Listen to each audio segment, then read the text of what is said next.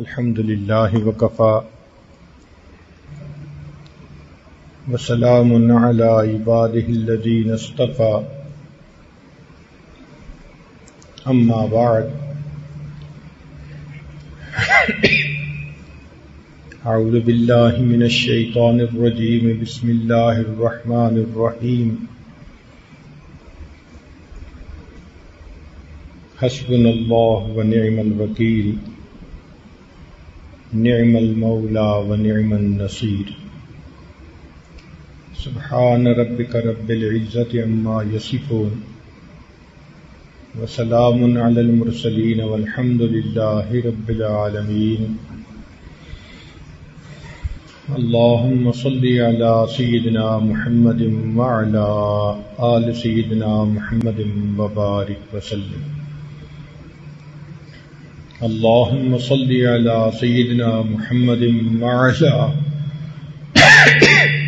آل سیدنا محمد وبارک وسلم اللہم صلی علی سیدنا محمد وعلی آل سیدنا محمد وبارک وسلم.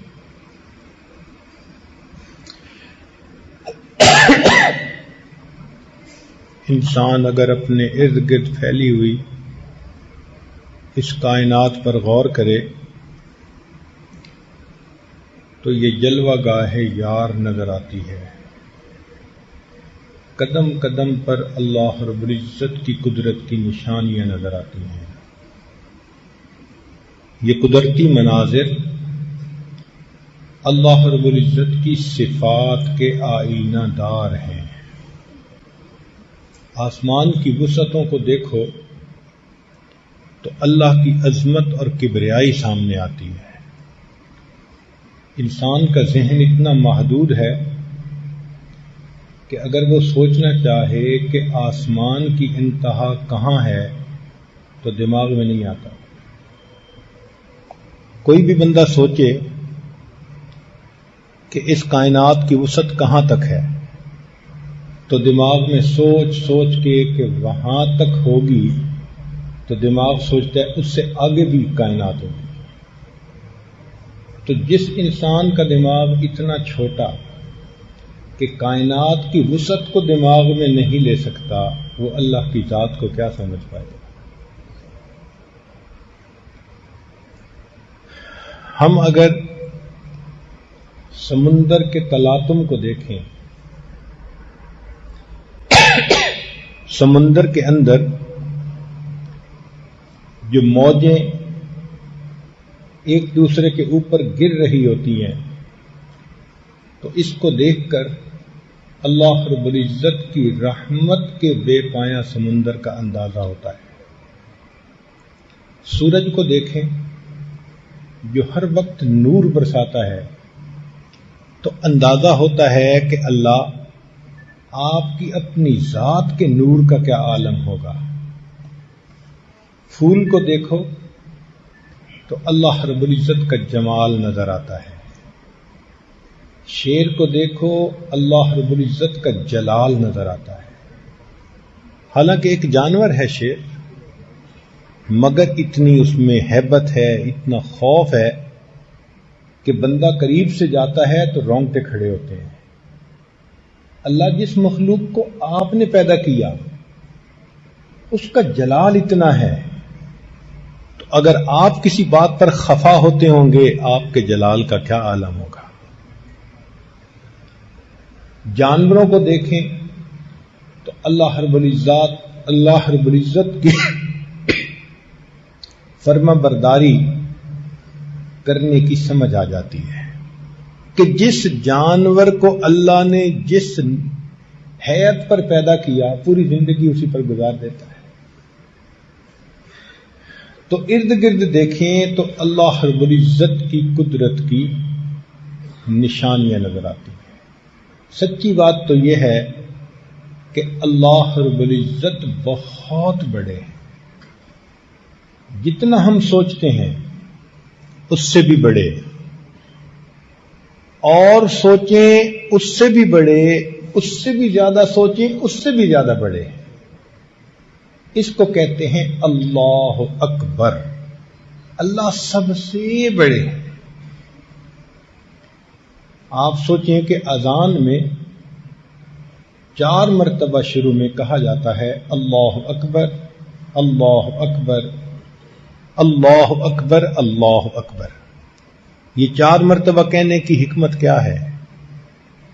کہ مخلوق 4 طرح سے عناصر آگ، پانی، ہوا اور مٹی، اسی سے مخلوق بنی۔ تو کچھ مخلوق آگ سے بنی جیسے جن، کچھ ہوا کی مخلوق، کچھ مٹی سے مخلوق، کچھ پانی کی مخلوق۔ تو جب مؤذن اللہ اکبر کہہ رہا ہوتا ہے تو وہ پیغام دیتا ہے کہ آؤ اس پروردگار کی طرف جو آگ اور اس کی مخلوق کی طاقت سے بھی زیادہ طاقت والا ہے، جو مٹی اور اس سے پیدا ہونے والی مخلوق کی طاقتوں سے بھی بڑا طاقت والا ہے، جو پانی اور اس کی مخلوق کی طاقت سے زیادہ بڑی طاقت والا ہے، جو ہوا اور اس کی مخلوق کی طاقتوں سے بھی زیادہ بڑی طاقت ہے۔ کبھی آپ نے پانی کی طاقت دیکھی؟ اللہ اکبر۔ سمندر میں اگر کبھی طوفان آ جائے، بڑے بڑے جہاز الٹے ہو جاتے ہیں۔ ایک چھوٹا سا طوفان آیا تھا، ہماری زبان میں اس کو سونامی کہا گیا، لیکن شہروں کے شہر ختم، بلڈنگز ختم، انسانوں کا نام و نشان مٹ گیا۔ یہ چھوٹا سا طوفان تھا۔ پانی کی اتنی طاقت ہے، آگ اتنی طاقت والی ہوتی ہے کہ جب یہ بڑھتی ہے تو بجھائی نہیں جا سکتی۔ چنانچہ رشیا میں ایک جگہ سفر کرتے ہوئے ہم نے آگ کا ایک شعلہ دیکھا جو پتہ نہیں کتنے فرلانگ اونچا تھا۔ تو میں نے اپنے ساتھی سے پوچھا کہ یہ کیا ہے؟ اس نے کہا جی کہ تیل کا کنواں کھود رہے تھے، ڈگنگ کر رہے تھے، فنی خرابی کی وجہ سے اس میں سے جب تیل نکلنے کا وقت آیا تو آگ لگ گئی۔ اب وہ تیل اتنے پریشر سے نکل رہا ہے کہ آگ لگی ہوئی ہے۔ پوری دنیا کی کمپنیوں نے کوشش کر لی آگ کو بجھانے کی، سالوں گزر گئے، آج تک آگ نہیں بجھا سکے۔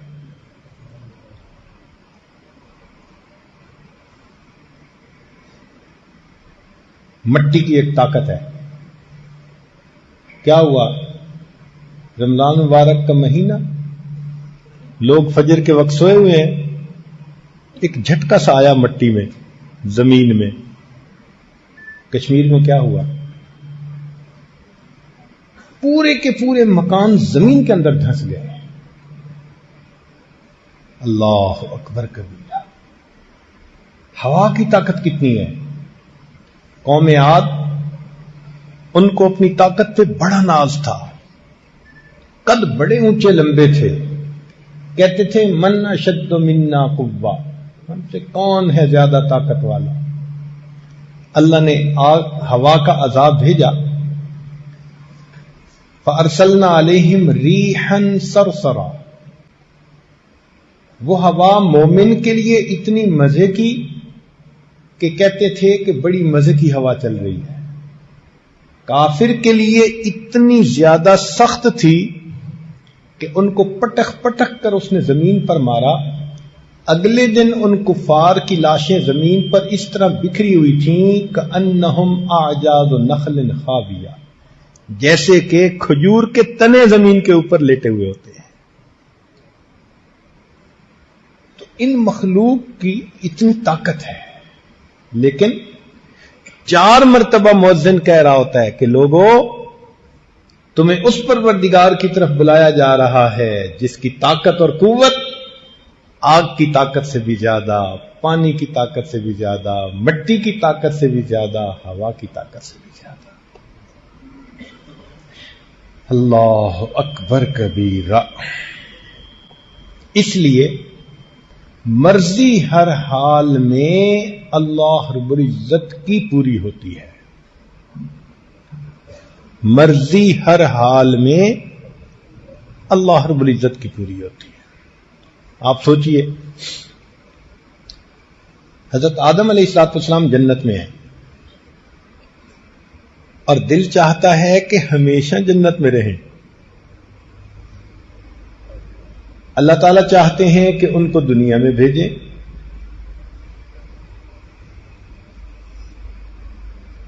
شیطان نے آ کر مشورہ دیا کہ یہ دانا کھا لیں تو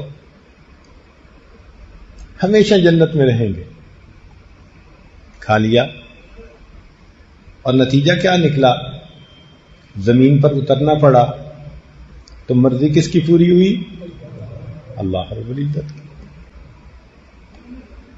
حضرت نوح علیہ السلام اللہ کے پیغمبر علیہ السلام ہیں. طوفان آ چکا، کشتی میں سوار ہیں، سگا بیٹا سامنے کھڑا ہے. فرماتے ہیں یا بنی یرکم معنا، اے بیٹے ہمارے ساتھ کشتی میں سوار ہو جاؤ. بیٹا نہیں سنتا، نہیں بات مانتا. آج کل بھی تو ایسا ہوتا ہے، باپ دین کی کشتی میں سوار ہے اور بیٹا فسق و فجور کے طوفان میں ہے تو باپ کہتا ہے یا بنی یرکم معنا، بیٹے نیک بن جاؤ، او یہ ہمارے ساتھ کشتی میں سوار. نہیں سنتا. حضرت نوح علیہ السلام کی اتنی چاہت ہے لیکن بیٹا بالآخر فحال بینہم الموج فکان من المغرقین، والد کی آنکھوں کے سامنے غرق ہو گیا. تو مرضی کس کی پوری ہوئی؟ اللہ رب العزت کی. ایک موقع پر نبی علیہ الصلوۃ والسلام نے دل میں ارادہ فرما لیا کہ میں شہد استعمال نہیں کروں گا کہ اس میں ایک خاص قسم کی مہک آتی ہے. جب ارادہ فرما لیا تو رب کریم کی طرف سے محبوبانہ خطاب آ گیا، یا ایھا النبی لم تحرم ما احل اللہ لک تبتغی مرضات ازواجک واللہ غفور رحیم. اس کے بعد نبی علیہ الصلوۃ والسلام نے دوبارہ شہد کا استعمال شروع فرما دیا. تو مرضی کس کی پوری ہوئی؟ تو یہ بات دل میں بٹھا لیجئے کہ اللہ رب العزت سب سے بڑے ہیں اور مرضی ہر حال میں اسی اللہ کی پوری ہوتی ہے. اس لیے اللہ کے سامنے کسی کی بڑائی نہیں چل سکتی. آپ غور کریں کہ دو بندے ایسے ہیں جن کو جنت کی خوشبو نہیں مل سکتی، جو جنت میں قدم نہیں رکھ سکتے. کون؟ ایک مشرک. فیصلہ کر دیا ان اللہ لا یغفر ان یشرک بہ ویغفر ما دون ذلک لمن یشاء. اللہ تعالیٰ مشرک کو معاف نہیں کریں گے، اس کے سوا کوئی گناہ لے کر آئے گا چاہیں گے اللہ معاف کر دیں گے. اور ایک فرمایا حدیث پاک میں کہ لا يدخل الجنہ من کان فی قلبہ مثقال ذرۃ من کبر، جس کے دل میں ذرہ کے برابر بھی تکبر ہوگا وہ جنت میں نہیں داخل ہو سکے گا. نہ متکبر اور نہ متکبر کہتے ہیں جو اپنے کو بڑا سمجھے، اور مشرک کہتے ہیں جو مخلوق میں سے کسی کو بڑا سمجھے. بڑا سمجھتا ہے تو سجدے کرتا ہے نا. تو جس نے اپنے کو بڑا سمجھا اس پر بھی جنت حرام، اور جس نے مخلوق میں سے کسی کو بڑا سمجھا تو بڑا کون ہے؟ اس لیے جب ہم اللہ اکبر کہتے ہیں تو مانا ہوتا ہے کہ نہ میں بڑا نہ کوئی اور بڑا. بڑا کون ہے؟ اللہ رب العزت ہی بڑے. دن میں 5 مرتبہ مسجد بلایا تاکہ تم دنیا کے کاموں میں لگے ہوئے ہو، شاید سبق تم بھول جاؤ، تمہیں یاد دہانی رہنی چاہیے. اللہ اکبر کے الفاظ سے آؤ اس ذات کی طرف جو سب سے بڑی ذات ہے، تاکہ تمہیں تمہارا مقصد یاد رہے. اسی لیے اس اللہ اکبر کے الفاظ کو سن کر شیطان بھاگتا ہے. مؤذن اللہ اکبر کہتا ہے، حدیث پاک میں آتا ہے، اس کو سنتے ہی شیطان دور بھاگتا ہے. دو کلام ہیں جن سے بھاگتا ہے، ایک اللہ اکبر اور ایک جب لا حول ولا قوت الا باللہ پڑھا جاتا ہے پھر بھی شیطان بھاگتا ہے، ری خارج ہوتی ہے اس کی. اللہ کی عظمتیں اس کے سامنے. جبریل علیہ السلام اتنے بڑے ہیں، پر پھیلائیں تو ایک پر سے مشرق کو ڈھانپ دیں اور دوسرے پر سے مغرب کو ڈھانپ دیں. زمین پر کھڑے ہوں تو ان کا سر آسمان کی بلندیوں کو چھوئے. طاقت اتنی ہے، زمین کے ٹکڑے کو پر سے اکھاڑا اور آسمان کی بلندیوں پر لے جا کر نیچے دے مارا. حضرت لوط علیہ السلام کی قوم. تیزی اتنی ہے کہ بارش کا ایک قطرہ زمین سے ایک بالشت کے فاصلے پر ہو تو اس سے پہلے کہ وہ قطرہ زمین پر پہنچے وہ آسمان سے زمین پر آ کر پھر واپس جا سکتے ہیں. اور ان کے بارے میں نبی علیہ السلام نے فرمایا کہ بسا اوقات اس پر اللہ کے جلال کا اتنا غلبہ ہوتا ہے کہ جبرائیل کا قد ایک چڑیا کے برابر بن جاتا ہے. اللہ کی عظمت ایسی ہوتی ہے، ان کے کانپتے ہیں وہ اللہ کی عظمت سے. ہمیں اپنے دلوں میں اس اللہ کی عظمت کو بٹھانا چاہیے تاکہ گناہوں کا چھوڑنا آسان ہو جائے.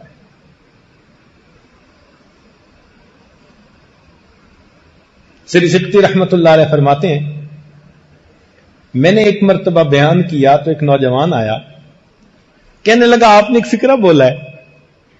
میں نے کہا فقرہ کیا بولا تھا؟ عجبا لضعیف یعصی قویا.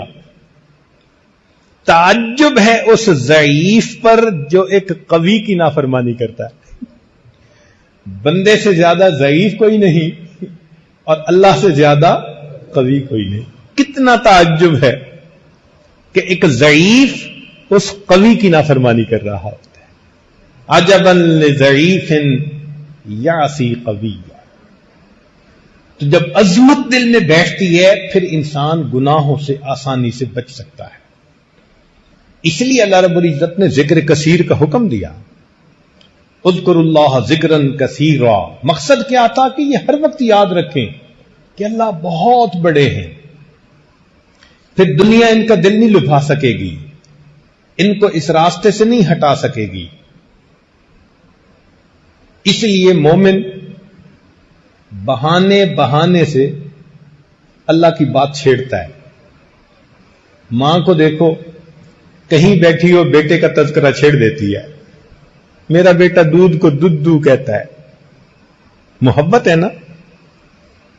بیوی کو خاوند سے محبت، 5 منٹ میں اپنے خاوند کی ساری باتیں دوسری عورت کو بتا دیتی ہے. اسی طرح مومن کو اپنے رب سے محبت ہوتی ہے. تو مومن کا بھی یہی حال، جہاں بیٹھتا ہے جہاں جاتے ہیں ہم تیرا فسانہ چھیڑ دیتے ہیں. اللہ کا تذکرہ، اللہ کی باتیں، اللہ کی عظمت، اللہ کی نعمتوں کے تذکرے مومن کا شیوا ہوتا ہے.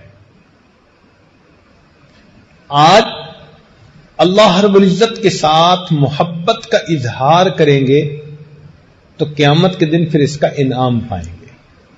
یہ جو ایمان ہے نا، یہ رجسٹریشن ہے بندے کی کہ اللہ کی بندگی میں داخل ہو گئے، رجسٹرڈ بندے بن گئے اللہ کے.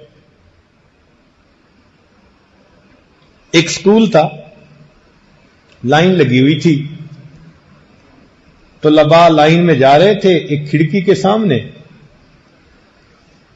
تو ہر طالب علم کو جانے پر مٹھائی کا ڈبہ دیا جاتا تھا. ایک دیہاتی نوجوان نے دیکھا لڑکے نے، وہ کھڑکی کے سامنے جانے پر مٹھائی کا ڈبہ ملتا ہے. وہ بھی لائن میں لگ گیا. چنانچہ آگے بڑھتے بڑھتے اس دیہاتی کی بھی باری آ گئی. جب یہ کھڑکی کے سامنے پہنچا تو مٹھائی کا ڈبہ دینے والے نے کہا کہ اپنا آئی ڈی کارڈ دکھاؤ. یہ کہنے لگا وہ کیا ہوتا ہے؟ اس نے کہا جو اسٹوڈنٹ یہاں رجسٹرڈ ہیں ان کا ایک آئی ڈی کارڈ بنا ہوا ہے, ان کو انعام مل رہا ہے. تم اگر رجسٹر نہیں تو جاؤ یہاں سے. جیسے اس دیہاتی لڑکے کو افسوس ہوا, اسی طرح آج جس نے اپنے ایمان کو رجسٹرڈ کروا لیا کل قیامت کے دن اللہ کے سامنے جائے گا, انعام کا ڈبہ پائے گا. اور کوئی ویسے ہی لائن میں لگ کے چلا گیا تو اس کو کہیں گے پروو یور آئیڈینٹی. کون ہو بھائی, کہاں سے آ گئے, دنیا میں کہاں تھے؟ اسی لیے جیسے بچے کا تعلق ماں سے ہوتا ہے نا, ہر چیز میں اپنی ماں کی طرف دیکھتا ہے, مومن کا تعلق اسی طرح اپنے پروردگار کے ساتھ ہوتا ہے. ہر معاملے میں اللہ پہ نظر, ہر معاملے میں اللہ پہ نظر. ایک بزرگ کہیں تشریف لائے ہوئے تھے تو صاحب خانہ نے اپنے چھوٹے بچے کو اٹھایا ہوا تھا, وہ لے آیا. ان کے پاس کوئی میٹھی چیز تھی, انہوں نے بچے کو دی, بچے نے لینے سے انکار کر دیا. دوبارہ کہا لے لو, بچے نے انکار کر دیا. اب یہ بڑی عجیب چیز ہے, حالانکہ بچے کے اندر ٹیمپٹیشن ہوتی ہے میٹھی چیز کھانے کی, سویٹس کھانے کی. اس کی عمر میں گروتھ کا تقاضا یہ ہے کہ وہ میٹھا کھائے, اس لیے بچے میٹھے کے پیچھے پاگل ہوتے ہیں. لیکن جب اس بچے کو مٹھائی پیش کی تو اس نے باپ کی طرف دیکھا اور مٹھائی لینے سے انکار کر دیا. جب 2 مرتبہ ان بزرگوں نے کہا تو پھر اس بچے کے والد نے بچے کو کہا کہ بیٹے لے لو, یہ ہمارے حضرت جی ہیں. تو جب انہوں نے کہا تو بچے نے اس وقت وہ مٹھائی لے لی, تو ان بزرگوں کی آنکھوں میں آنسو آ گئے. تو وہ صاحب خانہ جو تھا وہ معذرت کرنے لگا, جی بچے نے بدتمیزی کر دی اور آپ سے مٹھائی نہیں لی, آپ اس کو محسوس نہ فرمائیں. وہ کہنے لگے نہیں, اس لیے آنکھ سے آنسو نہیں آئے, بلکہ مجھے یہ خیال آیا کہ اس کے اندر میٹھا کھانے کی چاہت بھی ہے. پھر بھی جب میں نے اس کو 1-2 دفعہ مٹھائی پیش کی, اس نے اپنے ابا کو دیکھا, کاش میرا بھی ایمان ایسا ہوتا کہ میں بھی ہر معاملے میں اپنے ربا کو دیکھ لیتا. ہم بھی تو باہر نکلتے ہیں, نیلی پیلی مٹھائیاں ہوتی ہیں نا, تو وہ مٹھائی کی طرف للچا کے دیکھنے کی بجائے ہم بھی تو ربا کو دیکھیں نا, کہ رب چاہتے ہیں تو دیکھوں گا, نہیں چاہتے تو آنکھ اٹھا کے بھی نہیں دیکھوں گا. تو یہ اللہ رب العزت کی عظمت مومن کو دل میں بٹھانی پڑتی ہے. اب یہاں ذہن میں یہ بات رکھیے کہ اللہ رب العزت نے جس طرح اس کائنات کو پیدا کیا تو اس کائنات میں جو حالات عدلتے بدلتے ہیں وہ بھی اللہ کی منشا سے ہوتے ہیں. اللہ تعالی مغیر الاحوال ہیں, دن عدلتے بدلتے ہیں. وَتِلْكَ الْأَيَّامُ نُدَاوِلُهَا بَيْنَ النَّاسِ, ہم انسانوں کے درمیان یہ دل عدلتے بدلتے رہتے ہیں. نہ کسی پر ہمیشہ خوشی, نہ کسی پر ہمیشہ غم, نہ ہمیشہ صحت, نہ ہمیشہ بیماری. حالات عدلتے بدلتے ہیں, اور اس لیے بدلتے ہیں کہ اللہ تعالیٰ اپنے بندے کو مختلف حالات میں آزماتے ہیں.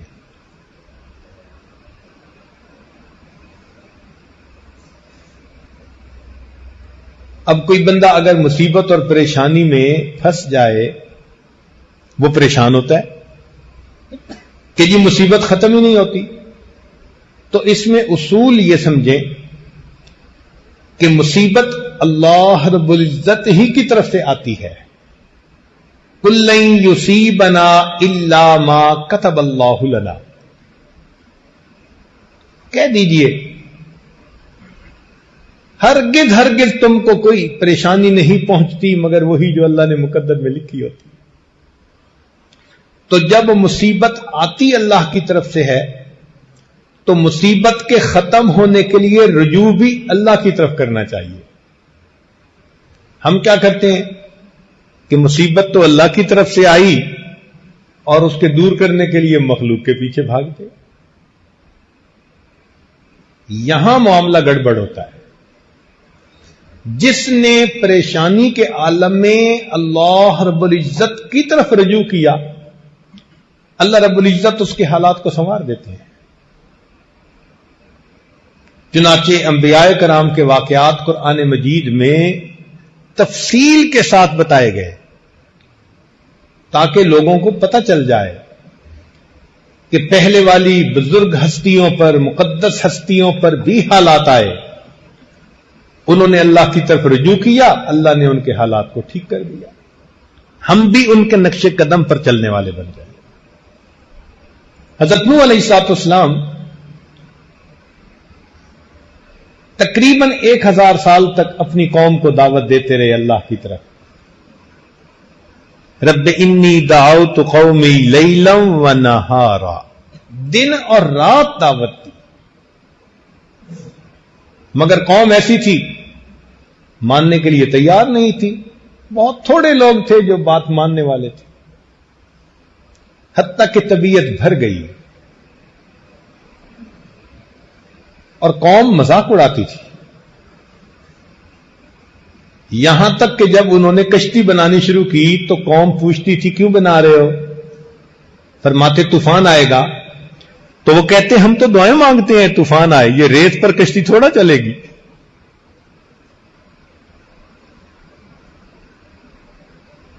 تو حضرت نوح علیہ السلام فرماتے ان تسخروا منا فانا نسخر منکم کما تسخرون، جیسے تم مذاق اڑاتے ہو ایک وقت آئے گا ہم تمہارا مذاق اڑائیں.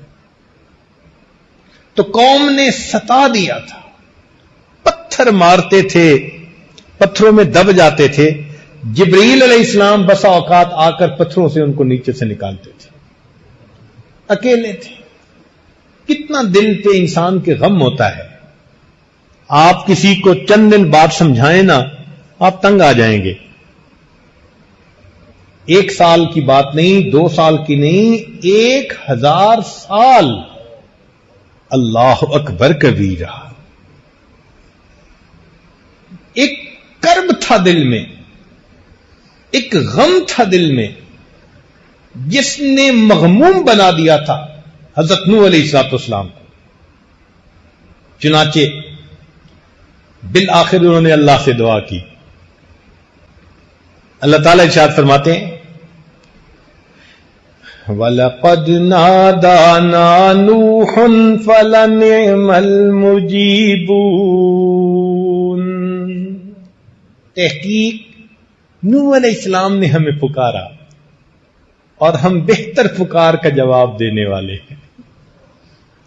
وَنَجَّيْنَاهُ وَأَهْلَهُ مِنَ الْكَرْبِ الْعَظِيمِ. ہم نے ان کو اور ان کے اہل خانہ کو کرب عظیم سے نجات عطا.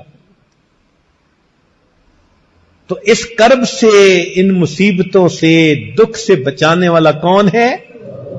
اللہ رب العزت ہے. یہاں ایک اور بات بھی سمجھ لیجیے. حضرت نوح علیہ السلام کے بعد حضرت موسیٰ علیہ السلام اور حضرت ہارون علیہ السلام دونوں پیغمبر فرعون کی طرف بھیجے گئے. انہوں نے جا کر دعوت دی، مگر فرعون نے اپنی حکومت کے نشے میں ان کی قوم کو پیس کے رکھ دیا.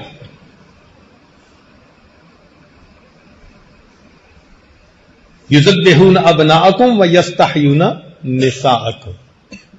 بیٹیوں کو زندہ چھوڑ دیتے، بیٹوں کو قتل کر دیتے. آپ ذرا سوچیں کتنا جابر بادشاہ ہوگا. آج کسی کے بچے کو کوئی ناحق قتل تو کروا کے دیکھے، اگلے دن اس کو اپنی حکومت چھوڑنی پڑ جائے گی. ایک بچے کے اوپر ایسا پاسبل ہے، اور وہاں سینکڑوں نہیں ہزاروں بچے قتل کروائے، اف نہیں کوئی کر سکتا تھا. اس قوم کے اوپر فرعون کا کتنا ہولڈ ہوگا، کتنا جابر بادشاہ ہوگا. اس عاجز کو مصر میں فرعون کی لاش دیکھنے کا موقع ملا. یہی اندازاً 6 فٹ کے قریب اس کا قد تھا. تاریخ دیکھی، وہ 20 سال کی عمر میں ملک کا بادشاہ بن گیا تھا اور تقریباً 65 سال ملک کا بادشاہ رہا. یہ جو ابتدائے جوانی میں اتنا اختیار مل گیا، اتنا مال مل گیا، اس نے دماغ خراب کر کے رکھ دیا. کہا کرتا تھا انا ربکم الاعلی.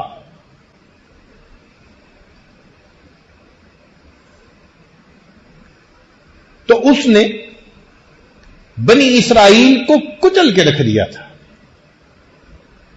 مصیبت میں تھے، ایک کرب تھی ان کے دل میں بنی اسرائیل کے کہ ہم اس سے نجات کیسے پائیں گے. تو اس موقع پہ کیا ہوا؟ اللہ تعالیٰ ارشاد فرماتے ہیں وَلَقَدْ مَنَنَّا عَلَى مُوسَىٰ وَهَارُونَ. ان الفاظ کو پڑھو نا، دل کو سکون مل جاتا ہے. کیا عظمت ہے اس پروردگار کی، کتنے پیارے انداز سے فرماتے ہیں وَلَقَدْ مَنَنَّا عَلَى مُوسَىٰ وَهَارُونَ. اور ہم نے احسان کیا موسیٰ علیہ السلام پر اور ہارون علیہ السلام پر. وَنَجَّيْنَاهُمَا وَقَوْمَهُمَا مِنَ الْكَرْبِ الْعَظِيمِ. ہم نے ان کو اور ان کی قوم کو کرب عظیم سے نجات عطا فرما دی. ایک اور واقعہ، حضرت یونس علیہ السلام نے اپنی قوم کو تعلیم دی، تبلیغ کی، قوم نہ مانی، حتیٰ کہ انہوں نے یہ فیل کیا کہ یہ ماننے والے لوگ نہیں. ہم اپنی زبان میں کہتے ہیں نا ان تلوں میں تیل نہیں.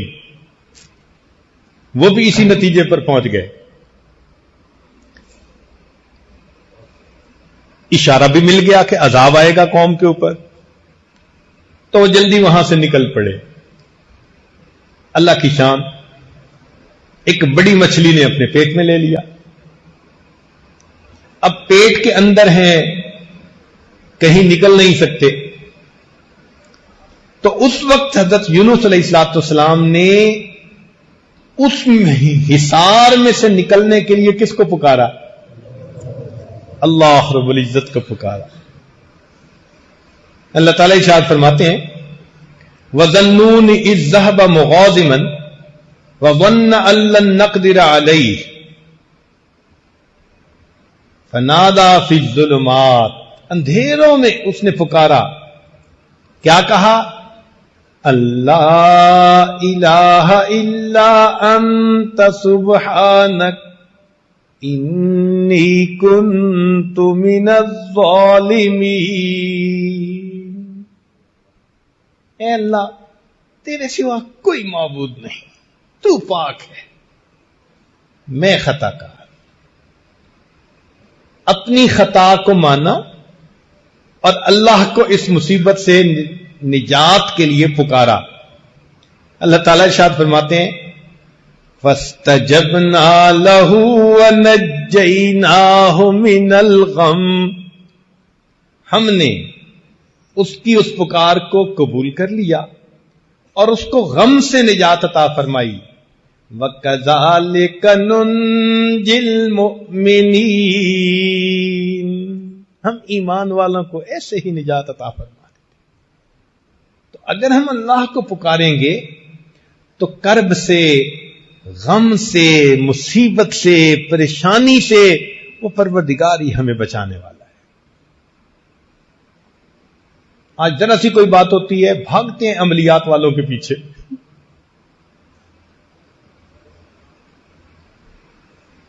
کیا فائدہ ایمان خراب کرنے کا؟ جاؤ تو کسی صاحب شریعت بندے کے پاس جاؤ، کم از کم شریعت پہ عمل تو ہو۔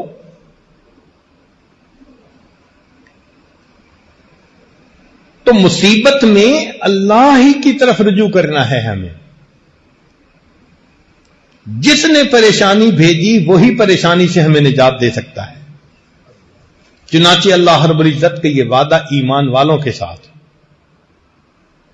کہ اگر ہم اللہ کے احکام پر ثابت قدم رہیں گے، وہ رب کریم ہمیں ہر مصیبت، ہر پریشانی سے نجات عطا کرے گا۔ چنانچہ ایک اور واقعہ، سیدنا ابراہیم علیہ السلام اپنی قوم میں اکیلے ہیں۔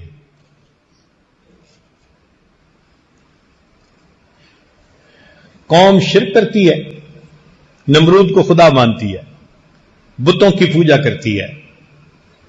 ابراہیم علیہ السلام توحید خالص پر عمل کرنے والے۔ ایک موقع پر قوم نے کوئی فنکشن منانا تھا، کہنے لگے چلو، تو انہوں نے ان کو تو معذرت کر دی، ایکسکیوز کر دیا، فرمایا انی سقیم، میری طبیعت ٹھیک نہیں ہے۔ واقعی اس کفر و شرک میں ان کو دیکھ کے کتنی طبیعت بیدار ہوتی ہوگی ان کی۔ قوم چلی گئی، پیچھے ان کے بت اکیلے تھے۔ ابراہیم علیہ السلام نے بھی کیا مزے کا کام کیا، ایک کلہاڑا لیا، فجعلہم جزازا الا کبیرا، سارے بتوں کے ٹکڑے ٹکڑے کر کے وہ جو بڑا بت تھا نا اس کے کندھے پہ کلہاڑا رکھ دیا۔ اب قوم آئی، اس نے اپنے معبودوں کا حشر دیکھا، کہنے لگے کہ یہ کام کس نے کیا؟ تو ان میں سے کسی نے کہا کہ انا سمعنا فتى یذکرہم یقال لہ ابراہیم، ہم نے ایک نوجوان کو سنا ہے نام ابراہیم، وہ ان بتوں کے بارے میں اس طرح کی کوئی باتیں کرتا تھا ناگواری کی، اسی نے لگتا ہے کیا ہوگا۔ چنانچہ حضرت ابراہیم علیہ السلام کو انہوں نے پکڑ لیا، پوچھا، آپ نے فرمایا کہ بڑے سے پوچھو، بھئی جہاں سے مال برآمد ہو چور تو وہی ہوتا ہے نا، تو تمہارے اس بڑے کے کندھے پہ کلاڑا ہے۔ اب وہ ہکے بکے کیا کہیں، نتیجہ کیا نکلا، کہنے لگے حرکوہ، اسے آگ میں ڈال دو، وانصروا آلہتکم، اپنے معبودوں کی مدد کرو۔ کیا معبود ان کے؟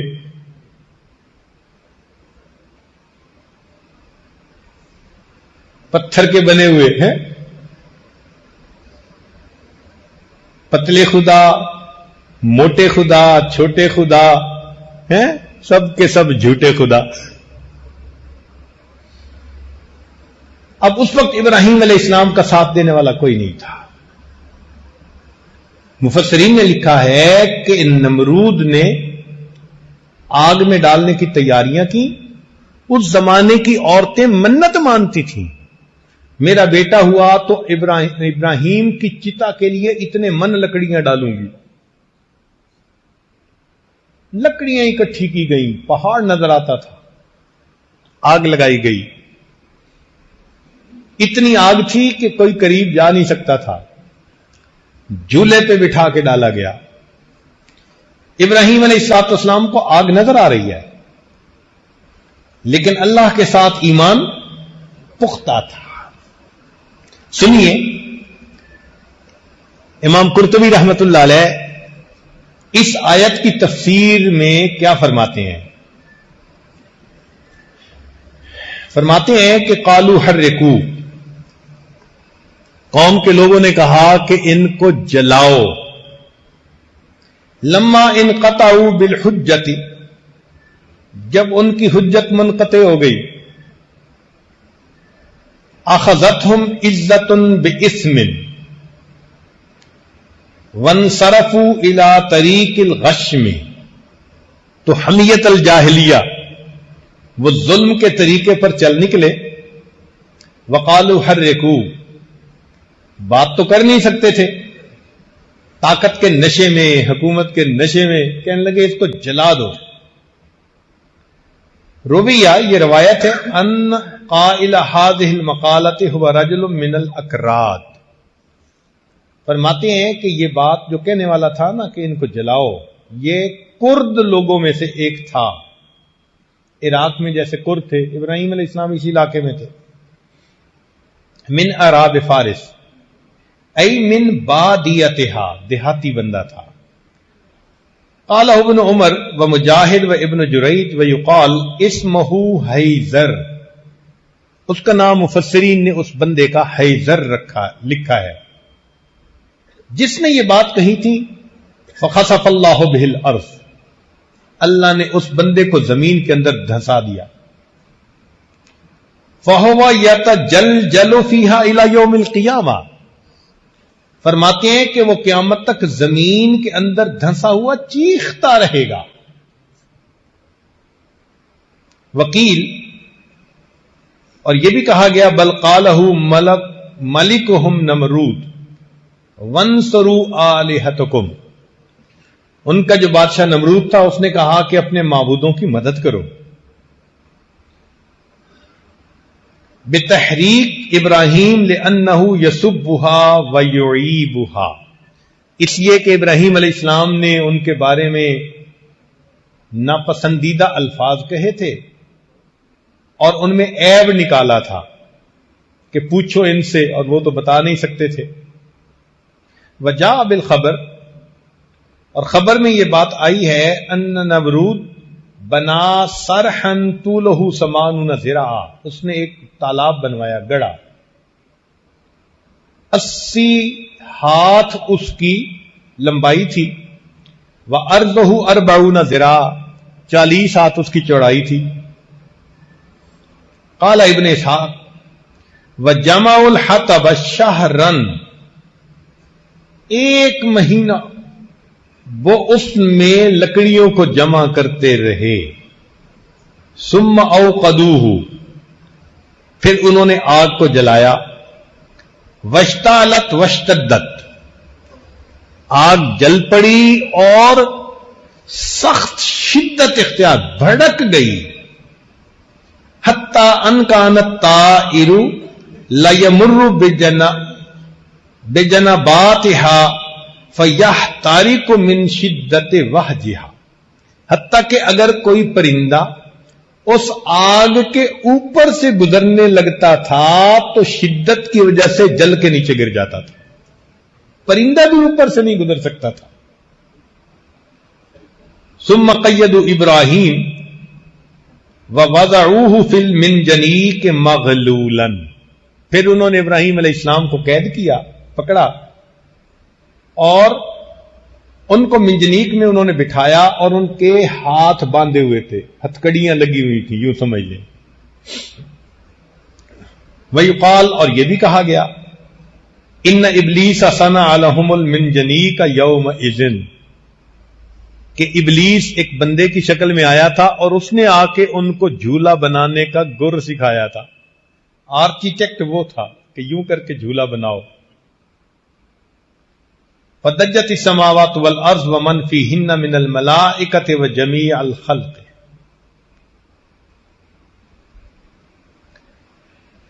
چیخنے لگے آسمان اور زمین اور جو کچھ اس میں ہے، اور ملائکہ اور ساری مخلوق الا الثقلین، سوائے انسانوں اور جنوں کے. انسانوں اور جنوں کے سوا جتنی مخلوق تھی، جب اس نے یہ منظر دیکھا، اتنی آگ جل رہی ہے. اب ایک بندے کے لیے تو چند فٹ کی آگ چاہیے نا، یہ اتنی آگ تھی کہ پرندے قریب سے نہیں گزر سکتے تھے. اور جھولے میں بٹھایا گیا، ہاتھ بندھے ہوئے ہیں، پاؤں بندھے ہوئے ہیں. اب وہ جھولا جھلا کر ان کو ڈالنا چاہتے ہیں. تو اس وقت آسمان اور زمین اور اس کے اندر کی جو مخلوق ہے وہ پکار اٹھی، اللہ اکبر، کہنے لگی ربنا، اے ہمارے پروردگار، ابراہیم لیس فی الارض احد یعبدک غیرہ، ابراہیم اکیلا ہی تو ہے زمین میں جو تیری عبادت کرتا ہے. اس کے علاوہ کوئی نہیں کرتا. یحرق فیک، آپ کی خاطر اس کو جلایا جا رہا ہے.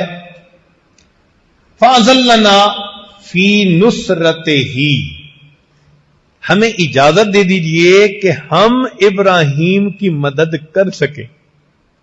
آپ کے نام پر جلایا جا رہا ہے نا، تو آپ ہمیں اجازت دیجئے کہ ہم ابراہیم علیہ السلام کی اس موقع پر کوئی مدد کر سکیں. جیسے کسی کو پریشانی میں دیکھ کے کہتے ہیں نا، can I help you, what can I do for you. تو ساری مخلوق نے یہی بات کہی کہ اللہ ہم آپ کے ابراہیم علیہ السلام کی مدد کر سکیں.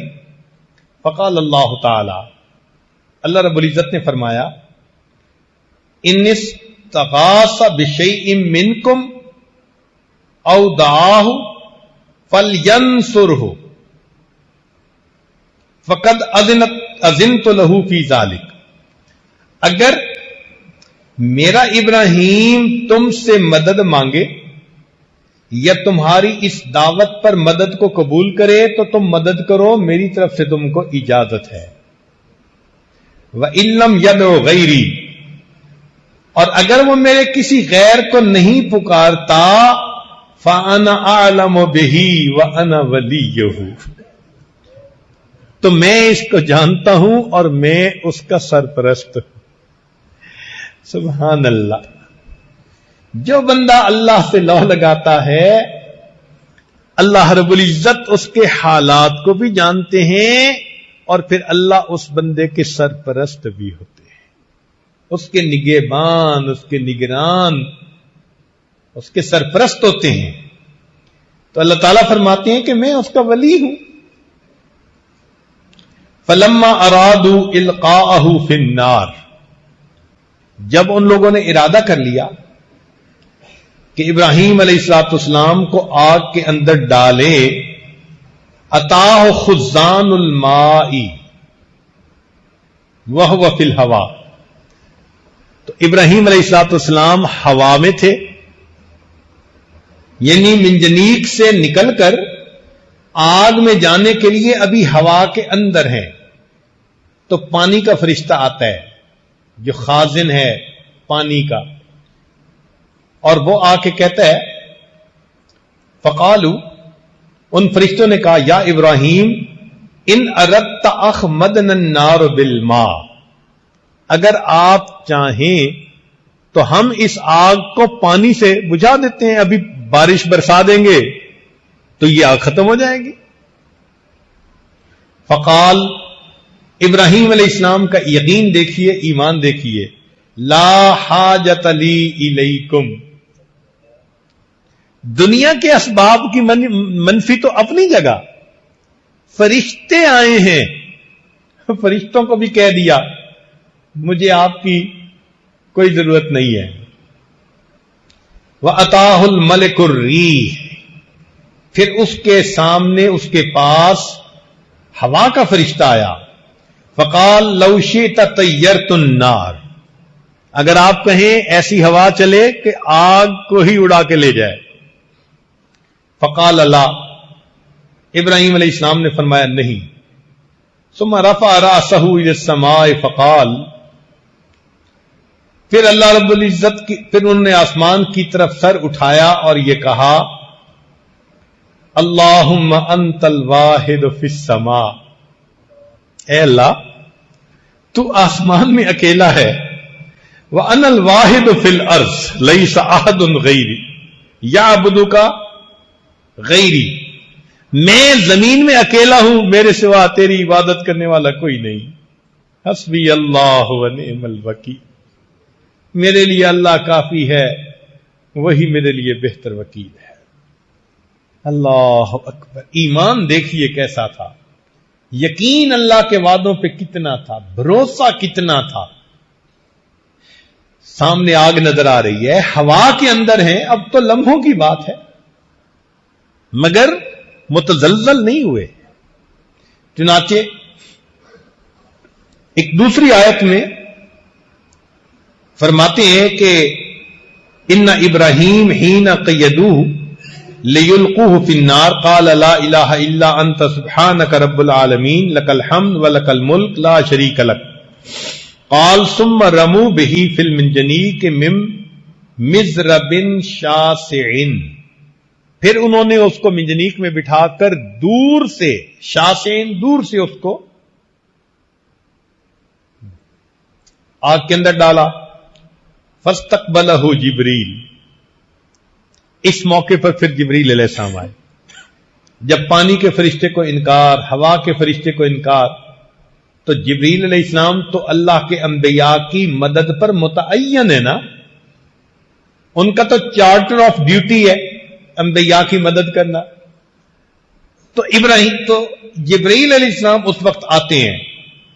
فقال، جبریل علیہ السلام نے آ کر پوچھا، یا ابراہیم الک حاجہ، اے ابراہیم what can I do for you?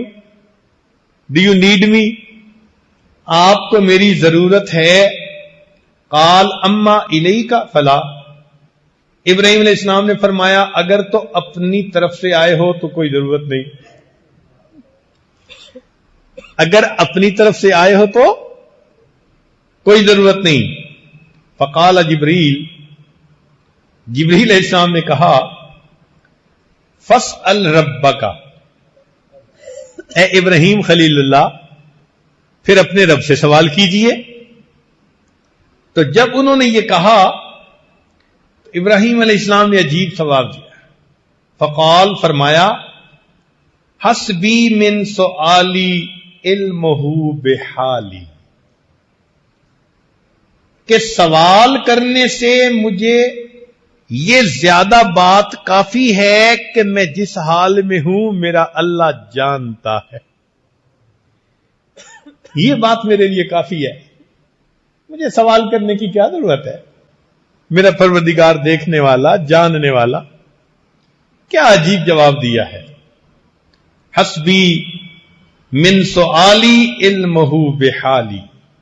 فقال اللہ تعالی وہو اصدق القائلین، یا نار کونی بردم وسلاما علی ابراہیم. رب کریم نے براہ راست آگ کو حکم دیا، اے آگ میرے ابراہیم پر ٹھنڈی اور سلامتی والی ہو جا. قال بعض علماء نے یہ لکھا کہ فرمایا کہ جعل اللہ فیہا بردن یرفع حرہا، اللہ نے اس میں ٹھنڈ پیدا کر دی جس نے گرمی کو ختم کر دیا.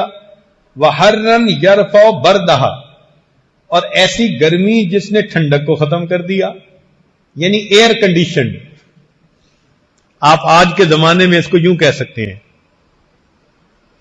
نہ آگ محسوس ہوتی تھی نہ یخ ٹھنڈ محسوس ہوتی تھی، بہت ہی ایئر کنڈیشن قسم کا اس میں ماحول بنا دیا گیا. فصارت سلامن علی، چنانچہ ابراہیم علیہ السلام پر وہ سلامتی والی بن گئی. قال ابو العالیہ ولو لم یقل بردم وسلاما لکان بردھا اشد علیہ من حرھا، کہ اگر اللہ تعالیٰ بردم و سلامن ساتھ نہ کہتے نا تو اتنی ٹھنڈی ہو جاتی کہ ابراہیم علیہ السلام ٹھنڈ سے مر جاتے. تو بردن اکیلا نہیں کہا، وسلاما، اور سلامتی والی بھی کہا. لو لم یقل علی ابراہیم، اور اگر اللہ تعالیٰ علی ابراہیم نہ کہتے، لکان بردھا باقین علی الابد، اس جگہ کی ٹھنڈک قیامت تک اسی طرح موجود رہتی. تو فرمایا علی ابراہیم، یعنی ابراہیم جب تک تھے اس وقت تک ٹھنڈی. اللہ اکبر کبیرہ. وذکر بعض العلماء، بعض علماء نے یہ لکھا ہے کہ ان اللہ تعالی انزل زربیہ من الجنت فبسطها فی الجحیم، اللہ تعالیٰ نے جنت سے مخملی چادر جیسے زرابی و مبسوطہ، تو وہ چادر یعنی پہنچائی اور اس کو اس آگ کے اندر بچھا دیا گیا ابراہیم علیہ السلام کے لیے.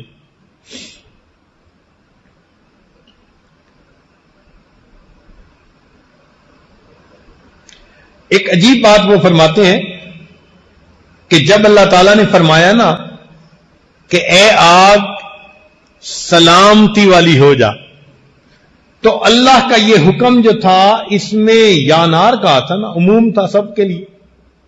تو کہتے ہیں کہ اس حکم کے آتے ہی ابراہیم علیہ السلام کی آگ کے ساتھ پوری دنیا میں جہاں آگ جل رہی تھی ہر آگ بجھ گئی، کہ شاید یہ حکم مجھے دیا جا رہا، شاید یہ حکم میرے مالک کا مجھے دیا جا رہا. اللہ اکبر کر، اس مالک ملک کی عظمت کیا ہے. تو اللہ رب العزت انسان کو مصیبتوں سے بچاتے ہیں. دنیا کے ظاہری اسباب اگر نہ بھی ہوں، براہ راست اللہ تعالیٰ اسباب کو حکم فرما کر بندے کے فیور میں ان کو بنا دیتے. تو یہاں سے یہ بات سمجھ میں آئی کہ ہمیں اللہ رب العزت کے اوپر پکا یقین رکھنا چاہیے، اس کے وعدوں پہ بھروسہ رکھنا چاہیے. اس کے وعدے ہر حال میں سچ ثابت ہوتے.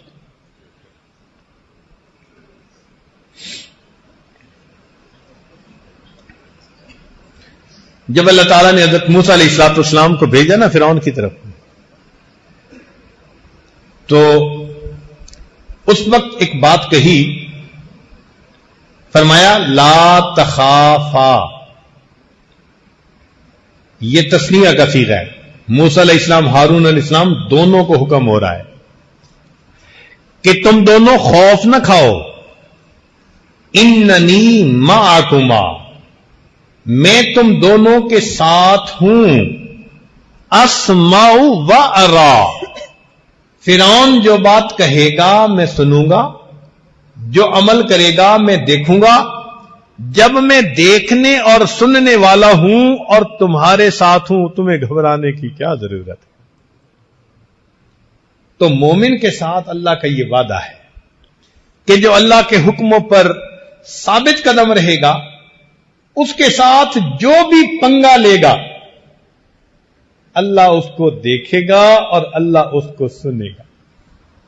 اور جب اللہ ساتھ ہے تو پھر پریشانی کس بات کی. اس لیے ایمان والوں کو اللہ رب العزت نے تسلی دے دی کہ میرے بندے اپنے دل میں پرسکون ہو جائیں. ظاہر کی آنکھ سے جو نظر آتا ہے اس پر نہ فیصلہ کریں، اللہ کے وعدوں پر. یہی ایمان کا تقاضا ہے. چنانچہ سیدنا رسول اللہ صلی اللہ علیہ وسلم جب ہجرت کا ارادہ فرما چکے تو کافروں نے سوچا کہ ہم ہر قبیلے سے ایک ایک دو دو بندے لے کے مکان کا گھیرا کر لیتے ہیں، اور جب صبح یہ نماز کے لیے نکلیں گے تو ایک ہی وقت میں حملہ کر کے سب کے سب ان کا کام تمام کر دیں گے.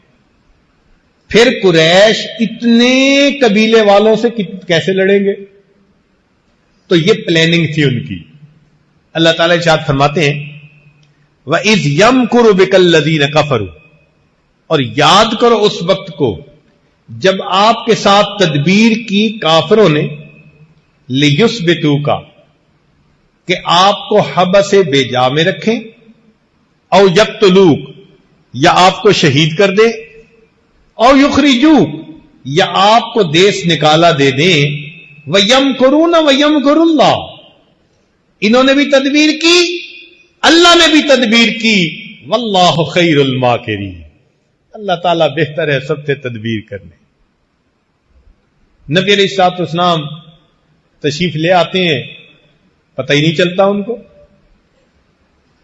پھر آپ صلی اللہ علیہ وسلم غار ثور کے اندر تشریف لے گئے.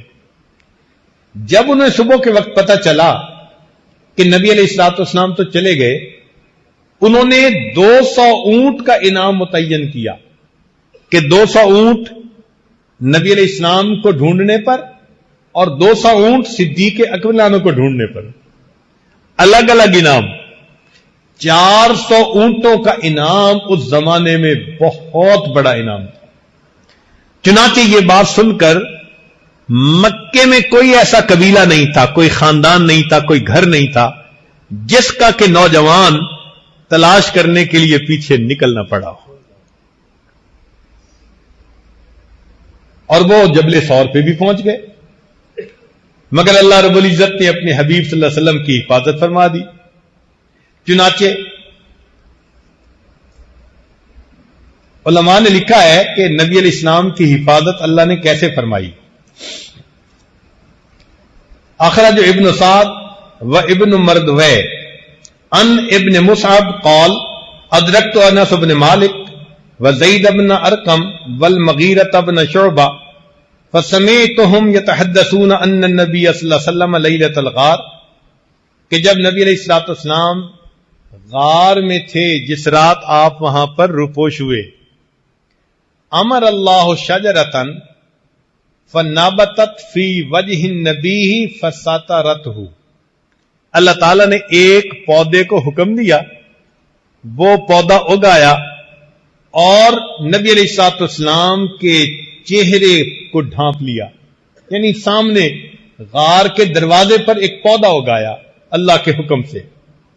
وَأَمْرَ اللَّهُ الْعَنْكَبُوتَ فَنَسَجَتْ فِي وَجْهِ النَّبِيِّ صلی اللہ علیہ وسلم فَسَتَرَتْهُ، اللہ تعالیٰ نے مکڑی کو حکم دیا، اس نے غار کے دروازے کے اوپر جالا بن دیا اور نبی علیہ الصلوۃ والسلام کو چھپا لیا. وَأَمَرَ اللَّهُ حَمَامَتَيْن،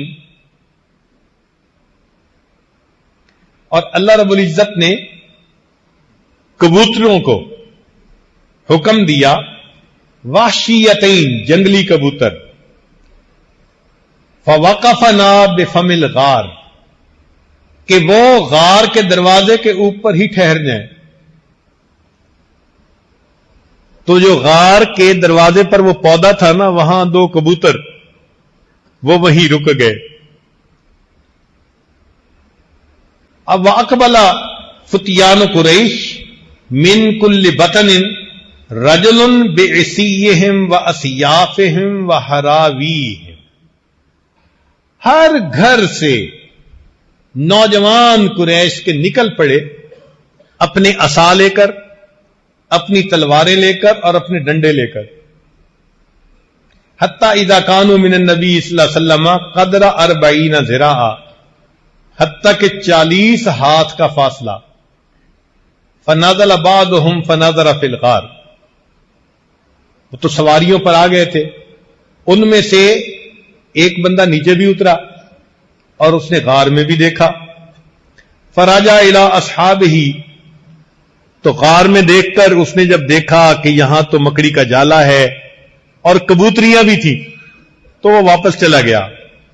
فقالو، جو اس کے ساتھی تھے انہوں نے پوچھا، مالک لم تنظر فی الغار، کیا مسئلہ، تو نے غار کے اندر کیوں نہیں جھانک کے دیکھا؟ فقال، وہ کہنے لگا، رأیت الحمامتین بفم الغار فعرفت ان لیس فی احد، میں نے دو کبوتریوں کو یہاں بیٹھے ہوئے دیکھا ہے، لگتا ہے کہ اس غار کے اندر کوئی نہیں، اگر کوئی ہوتا تو جنگلی کبوتر تو یہاں نہ بیٹھتے نا. فسمع النبی صلی اللہ علیہ وسلم ما قال، نبی علیہ السلام نے آواز سنی اس کافر کی جو باتیں کر رہا تھا. فعرف ان اللہ درا عنہ بہما، نبی علیہ السلام سمجھ گئے کہ اللہ تعالی نے ان کو ادھر سے موڑ دیا. اللہ اکبر کبیرہ، اللہ رب العزت نے دکھا دیا کہ دیکھو یہ جو مکڑی کا جالا ہے نا، اس کو دنیا میں سب سے کمزور دیوار کہا جاتا ہے. ان اوہن البیوت لبیت العنکبوت، قرآن گواہی دے رہا ہے، بتلا دیا کہ لوگوں جب میں حفاظت کرنے پہ آتا ہوں تو سب سے کمزور دیوار اگر میں درمیان میں حائل کر دیتا ہوں، پوری دنیا کی طاقت مل کر اس دیوار کو نہیں توڑ سکتی، میں اس سے حفاظت کر کے دکھا دیتا. اللہ رب العزت کی مدد سبحان اللہ عجیب ہے. اس لیے ہم اللہ رب العزت کی احکام کے اوپر پابندی کے ساتھ عمل کرنے والے بن جائیں. جس حال میں بھی ہوں گے ہمارا پروردگار ہماری مدد فرمائے گا، اور وہ پروردگار ہمیں ہماری مصیبتوں میں سے نکالے گا.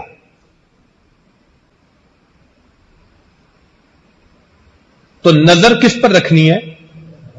ایک اللہ کی ذات پر. ادھر ادھر سے نگاہیں ہٹا لیں, ایک اللہ رب العزت کی ذات پر اپنی نگاہوں کو جما لیں. ان مشکلات میں وہی ہمارے کام آئے گا, اور ان مصیبتوں سے اور اس کرب اور غم سے وہی ہمیں نجات دلائے گا.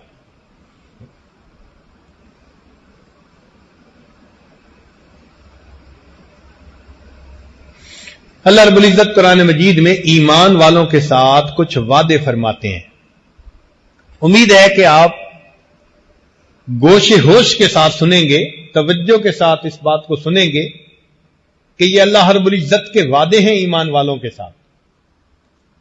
سب سے پہلا بات اللہ تعالیٰ فرماتے ہیں واللہ اعلم باعدائکم,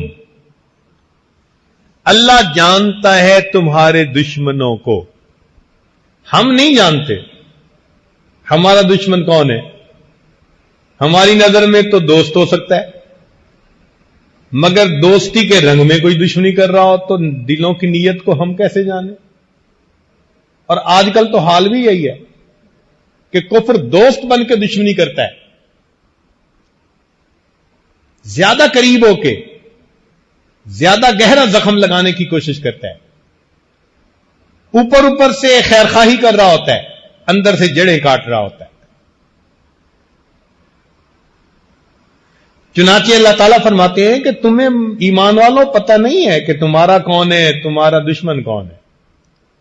واللہ اعلم باعدائکم, اللہ جانتا ہے تمہارے دشمنوں کو. ایک بات تو یہ بتا دی. اگلی بات یہ بتائی وَلَن يَجْعَلَ اللَّهُ لِلْكَافِرِينَ عَلَى الْمُؤْمِنِينَ سَبِيلًا,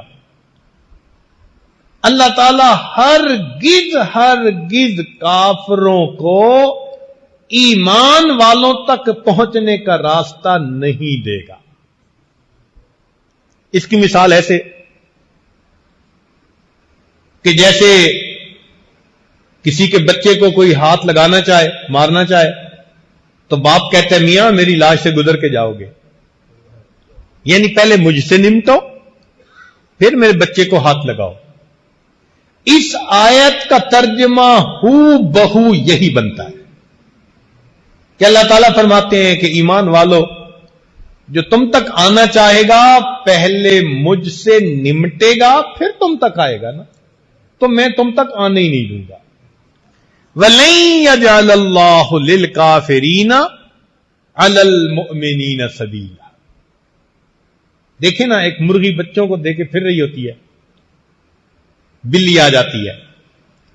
مرغی جانتی ہے کہ میں کمزور ہوں, مگر مامتا ہے نا, محبت ہے, پر پھیلا کے کھڑی ہو جاتی ہے.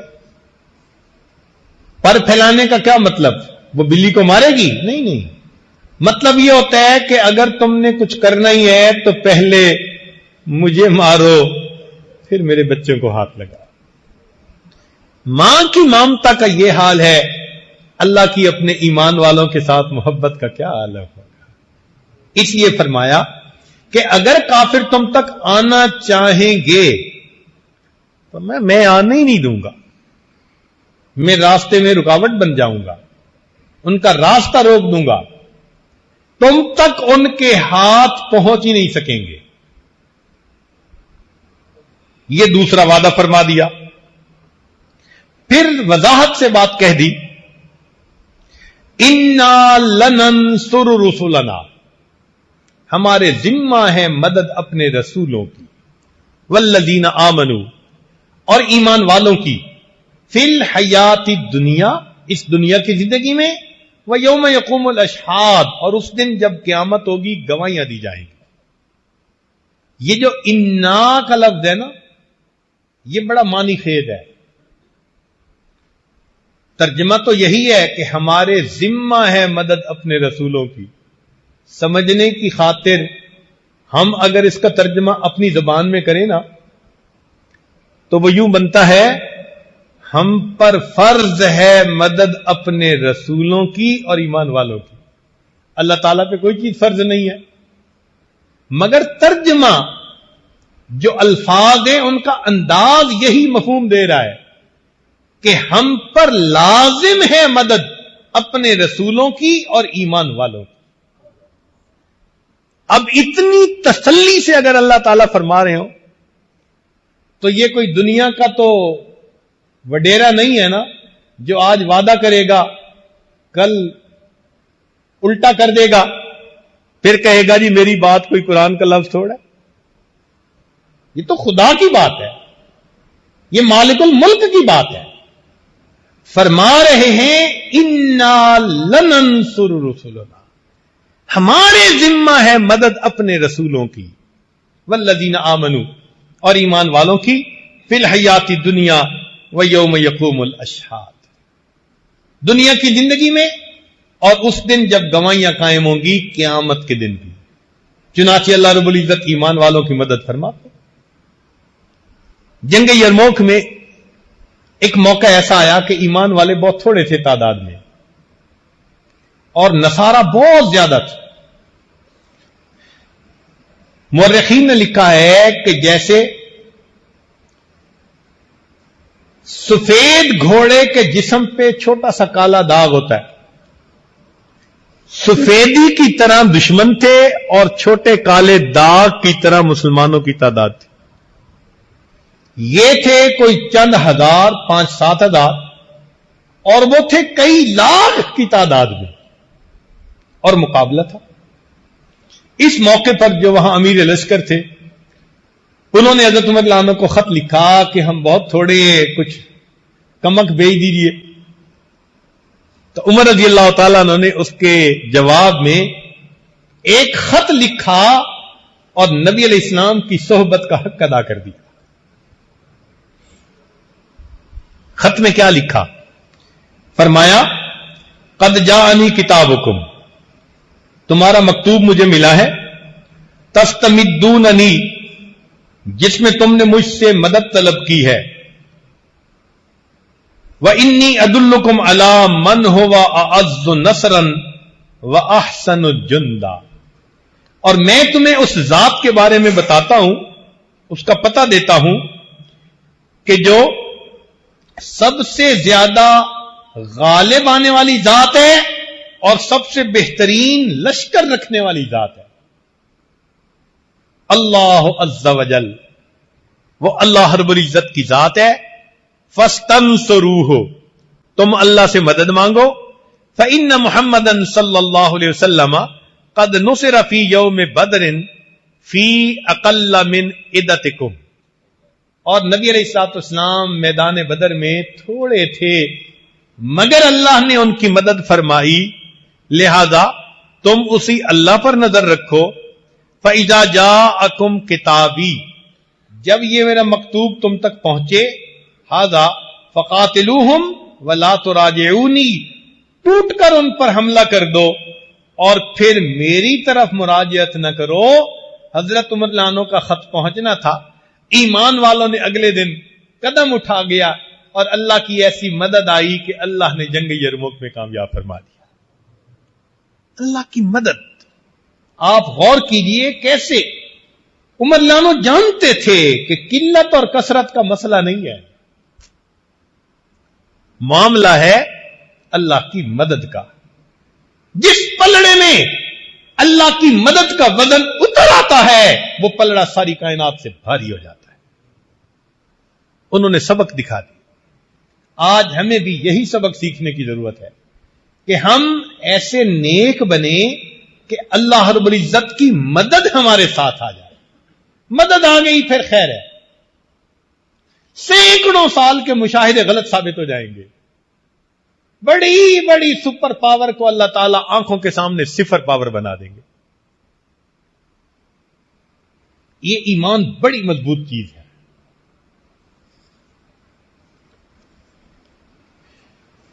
چنانچہ صحابہ رضی اللہ عنہ پر بھی ایک ایسا موقع آیا. ہوا یہ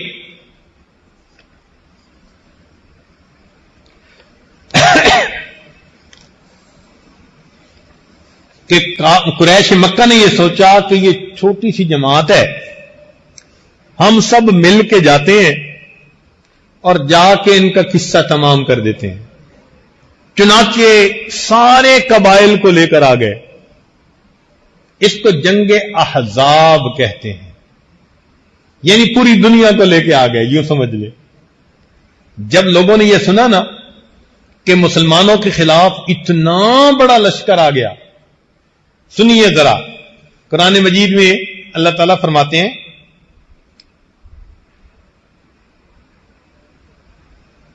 کہ جب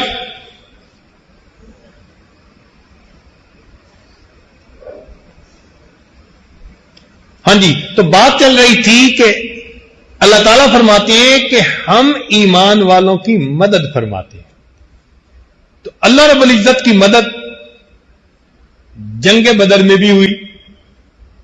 وہ کیسے؟ فرماتے ہیں لقد نصرکم اللہ ببدر وانتم اذلہ، تحقیق اللہ نے بدر میں تمہاری مدد کی اور تم تو کمزور تھے۔ 2 تلواریں اور 70 گھوڑے، اور بعض کے ہاتھوں میں تو درخت کی ٹہنیاں تھی، اور یہ 1000 کے مقابلے میں 313 خالی ہاتھ آ کر کھڑے ہو گئے۔ صحابہ کی جب نظر پڑی نا تو ان کو لگتا تھا کہ ہمیں تو موت کے منہ میں دھکیلا جا رہا ہے۔ اللہ تعالیٰ قرآن مجید میں گواہی دیتے ہیں کما اخرجک ربک من بیتک بالحق وان فریقا من المؤمنین لکارہون یجادلونک فی الحق بعدما تبین کانما یساقون الی الموت وہم ینظرون۔ صحابہ کو یوں لگ رہا تھا کہ ہمیں موت کے منہ میں دھکیلا جا رہا ہے اور آنکھوں سے ہم دیکھ رہے ہیں، موت نظر آ رہی تھی۔ اب سوچیے اس وقت کیا حال ہوتا ہے۔ لیکن اس وقت اللہ کے پیارے حبیب صلی اللہ علیہ وسلم نے اللہ رب العزت سے مدد مانگی۔ آپ نے قلت اور کثرت کو نہیں دیکھا، آپ نے اسباب پر نظر نہیں دوڑائی کہ وہ لوہے میں ڈوبے ہوئے ہیں، زریں پہنی ہوئی ہیں، خود پہنے ہوئے ہیں، تلواریں ہاتھ میں ہیں، نیزے ہیں، گرز ہیں۔ اللہ کے نبی نے اللہ کی مدد پر نظر رکھی۔ چنانچہ وہ جو رات بدر کی تھی نا، اس میں نبی علیہ الصلوۃ والسلام نے اللہ کے سامنے تہجد کے بعد دعا مانگی۔ حضرت ابو بکر صدیق لانو وہ آپ صلی اللہ علیہ وسلم کے خیمے کے باہر سیکیورٹی گارڈ کی ڈیوٹی دے رہے تھے۔ نبی علیہ الصلوۃ والسلام نے دعا مانگتے ہوئے فرمایا ان ابن عباس رضی اللہ عنہما قال قال النبی صلی اللہ علیہ وسلم وهو فی قبۃ اللهم انی انشدک عہدک ووعدک، اے اللہ میں آپ کو آپ کے عہد اور آپ کے وعدے کا واسطہ دیتا ہوں۔ دیکھا اللہ نے وعدہ کیا ہوا نا میں مدد کروں گا، تو اللہ کے نبی صلی اللہ علیہ وسلم نے کیا بات کہی؟ اے اللہ میں آپ کو آپ کے عہد اور آپ کے وعدے کا واسطہ دیتا ہوں۔ اللہم ان شئت لم تعبد بعد اليوم، اے اللہ اگر تو چاہے کہ کفار ہمیں مٹا دیں تو پھر آج کے بعد دنیا میں تیری عبادت کرنے والا کوئی نہیں رہے گا۔ مرضی تو آپ ہی کی چلنی ہے نا۔ فاخذ ابو بکر بیدہ، جب نبی علیہ السلام نے یہ دعا مانگی نا تو صدیق اکبر آگے بڑھے، نبی علیہ السلام کا ہاتھ پکڑ کے کہا فقال حسبک یا رسول اللہ، اے اللہ کے رسول صلی اللہ علیہ وسلم آپ کے لیے یہ دعا کافی ہے۔ فقد الحاط علی ربک، آپ نے اپنے رب سے اصرار کے ساتھ مانگنے کی انتہا کر دی۔ کیا عجیب دعا مانگی آپ، یعنی ابو بکر صدیق عنہ کو یقین آ گیا اب اللہ کی مدد اتر کر رہے گی۔ اور واقعی ایسا ہوا کہ دن ہوا سیہزم الجمع ویولون الدبر، وہ جماعت شکست کھا گئی، پیٹ پھیر کر بھاگ گئی۔ اللہ تعالی نے ایمان والوں کو اس وقت اپنی مدد سے فتح عطا فرما دی۔ شاہنامہ اسلام لکھا ہے حفیظ جالندری نے، نوجوانوں کے پڑھنے کی چیز ہے۔ اس میں جب صحابہ نبی علیہ السلام کی معیت میں میدان بدر میں پہنچے نا، تو وہاں کے پہاڑ کی کیا حالت تھی، انہوں نے ذرا شاعرانہ انداز میں اس کو بیان کیا ہے۔ خشک پہاڑ تھے۔ لکھتے ہیں یہ تشنہ لب جماعت جب یہاں پر رک گئی آ کر، یہ تشنہ لب جماعت جب یہاں پر رک گئی آ کر، دعا کی دامن صحرا نے دونوں ہاتھ پھیلا کر، کہ اے صحرا کو آتشناک چہرہ بخشنے والے،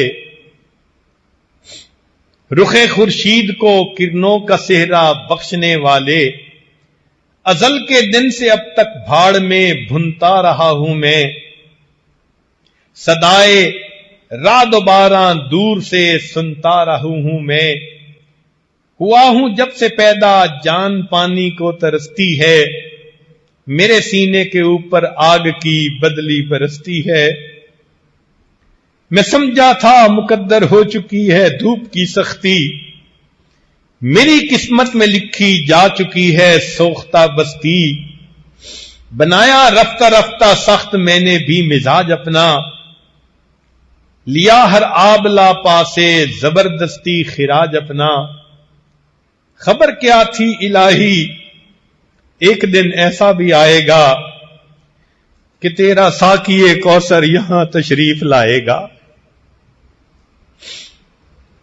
اگر یہ بات پہلے سے مجھے معلوم ہو جاتی، میرے دل کی کدورت خود بخود معدوم ہو جاتی، خبر کیا تھی یہاں تیرے نمازی آ کے ٹھہریں گے، شہید آرام فرمائیں گے غازی آ کے ٹھہریں گے، خبر کیا تھی ملے گی یہ سعادت میرے دامن کو، بنایا جائے گا فرش سعادت میرے دامن کو، خبر ہوتی تو میں شبنم کے قطرے جمع کر رکھتا، چھپا کر ایک گوشے میں مصفا حوض بھر رکھتا، وہ پانی ان مقدس مہمانوں کو پلا دیتا، میں اپنی تشنگی دیدار حضرت سے بجھا لیتا، میرے سر پر سے گزرا نوح کے طوفان کا پانی، تأسف ہے کہ مجھ سے ہو گئی اس وقت نادانی، اگر رکھتا میں اس پانی کی تھوڑی سی خبرداری،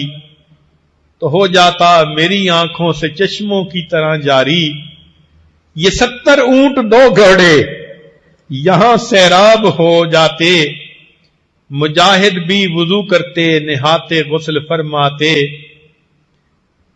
تیرے محبوب کے پیارے قدم اس خاک پر آئے، الہی حکم دے سورج کو اب آتش نہ برسائے، اگر اب میرے دامن سے ہوائے گرم آئے گی،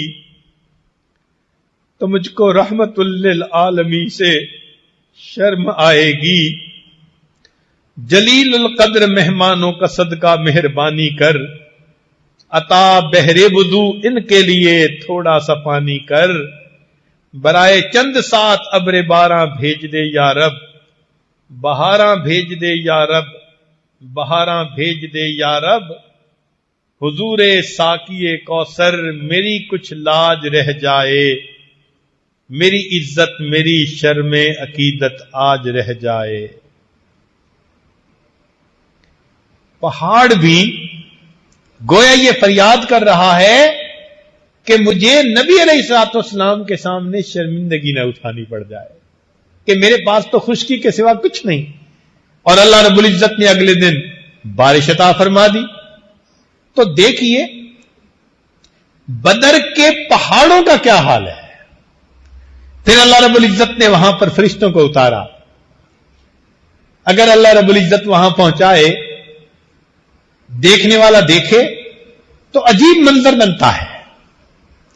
ایک پہاڑ جس کے اوپر فرشتے نازل ہوئے، ایک پہاڑ جس کی طرف اللہ کے پیارے حبیب صلی اللہ علیہ وسلم تھے، اور دوسرا کھلی جگہ جس کی طرف قریش مکہ تھے، ان کو بڑا ناز تھا اپنی طاقت کا، اور بالآخر اللہ رب العزت نے ایسی مدد فرمائی کہ ان کو اللہ رب العزت نے ایمان والوں کو کامیابی عطا فرما دی، اور یہ کامیابی فقط اللہ رب العزت کی مدد سے ممکن ہوئی.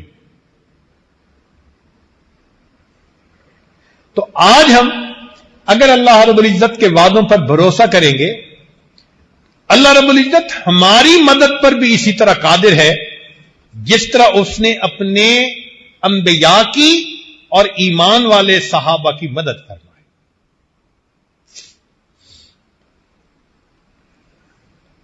تو غزوہ احزاب میں پھر کافر آ گئے کہ سارے قبیلوں کو لے کر چلتے ہیں اور ایک ہی وقت میں ایمان والوں کو ختم کراتے ہیں. اس وقت لوگ جب دیکھتے تھے تو وہ کہتے تھے الذین قال لهم الناس ان الناس قد جمعوا لكم فاخشوهم، کہ لوگ تمہارے لیے جمع ہو کر آ گئے، ڈرو. فزادہم ایمانا، اس بات کو سن کر ایمان والوں کا ایمان بڑھتا تھا. دیکھو آج کے حالات کو جنگ احزاب پہ ذرا منطبق کر لو. اس وقت بھی قریش پوری دنیا کی سپورٹ لے کے آ گئے تھے ایمان والوں کو ختم کرنے کے لیے،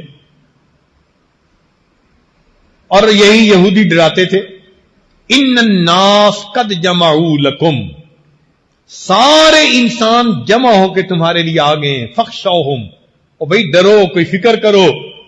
اللہ تعالیٰ کیا فرماتے ہیں کہ یہ سن کے ایمان والوں کا کیا معاملہ تھا؟ فزادہم ایمانا، ان کا ایمان بڑھ جاتا، اس لیے کہ ان کو یقین تھا کہ اللہ کی مدد ہمارے ساتھ ہے. اور وقالو، وہ کیا کہتے تھے؟ حسبنا اللہ ونعم الوکیل. اس لیے آج کے بیان میں یہی آیت پڑھی گئی کہ حالات جیسے بھی ہیں ایمان والوں کو نظر کس پر رکھنی ہے؟ اللہ رب العزت. اللہ بس، باقی ہوس. ہمیں ایک اللہ کافی ہے. تو کوشش یہ کرنی چاہیے کہ ہم اپنے گناہوں سے توبہ کر کے اپنے پروردگار کو راضی کر لیں. جب وہ پروردگار راضی ہو گیا اور اس نے مدد کا ارادہ فرما لیا، یاد رکھنا ایمان والوں کو دنیا سے کوئی ختم نہیں کر سکتا. اللہ تعالیٰ ارشاد فرماتے ہیں فانقلبوا بنعمت من اللہ، یہ ایمان والے لوٹے اللہ کی نعمت کے ساتھ، وفضل لم یمسسہم سوء، اور فضل کے ان کو مس نہیں کیا برائی نے، واتبعوا رضوان اللہ واللہ ذو فضل عظیم، اللہ تعالی بڑے فضل والا ہے. اب آگے اللہ تعالیٰ ایک بات سمجھاتے ہیں، فرماتے ہیں ان ذالکم الشیطان یخوف اولیاءہ فلا تخافوہم، یہ شیطان ہے جو اپنے دوستوں سے ڈراتا ہے، تم ان سے مت ڈرنا. وخافونی، ایک مجھ سے ڈرنا، ان کنتم مؤمنین، اگر تم ایمان والے. تو ہمیں ڈرنا کس سے ہے؟ ایک اللہ رب العزت سے ڈرنا ہے.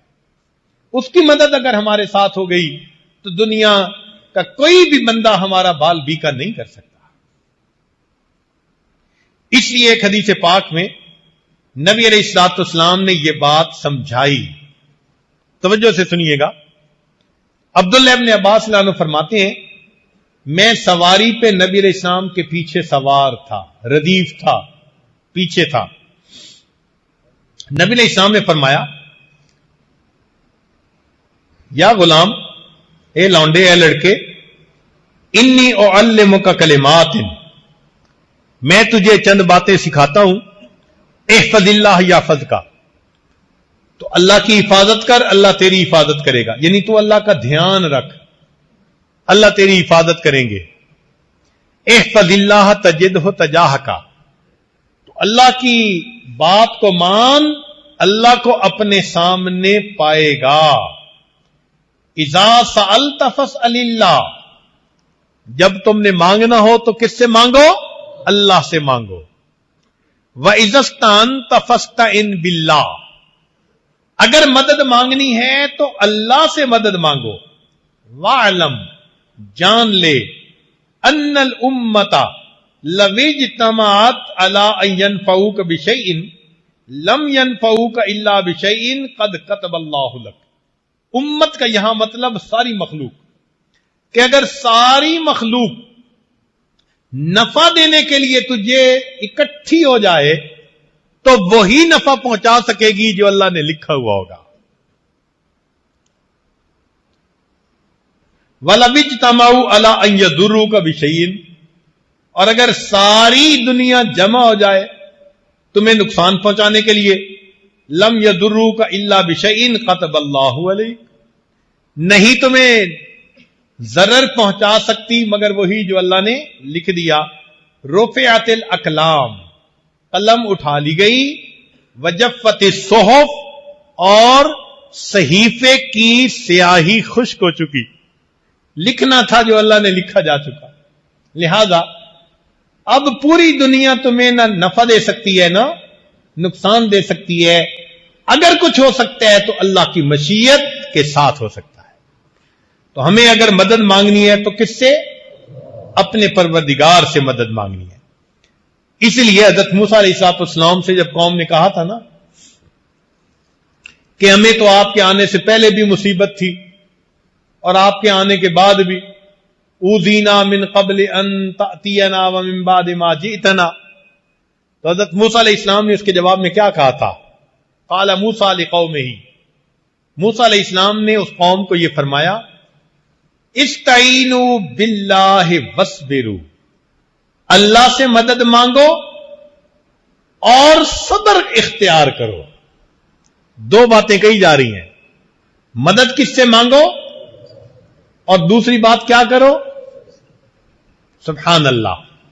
استعینوا باللہ واصبروا، چنانچہ جب قوم نے صبر کیا، اللہ سے مدد مانگی، اللہ نے مدد کر دی. ہمیں بھی یہی حکم دیا گیا. قرآن عظیم الشان اللہ تعالیٰ ارشاد فرماتے ہیں، وَاسْتَعِینُوا بِالصَّبْرِ وَالصَّلَاةِ، مدد مانگو صبر کے ساتھ اور نماز کے ساتھ. سبحان اللہ. ہمیں بتایا جا رہا ہے کہ اللہ کی مدد مانگنے کا طریقہ کیا ہے. صبر کرو، اپنے اندر صبر و ضبط پیدا کرو، پہلی بات. اور دوسری بات کہ نماز کے ذریعے مدد مانگو. سبحان اللہ. اللہ کے پیارے حبیب صلی اللہ علیہ وسلم امت کے لیے 23 سال روتے رہے. کوئی ماں کبھی بچے کے لیے 23 سال نہیں روئی، کوئی باپ بیٹے کے لیے 23 سال نہیں رویا ہوگا. میرے آقا صلی اللہ علیہ وسلم امت کے لیے 23 سال روتے رہے. 23 سال رونے کے بعد اللہ کے حبیب صلی اللہ علیہ وسلم امت کو بے یار و مددگار چھوڑ کے نہیں چلے گئے، بلکہ اس امت کو نماز کے ذریعے اللہ سے مانگنے کا طریقہ سکھا کر گئے ہیں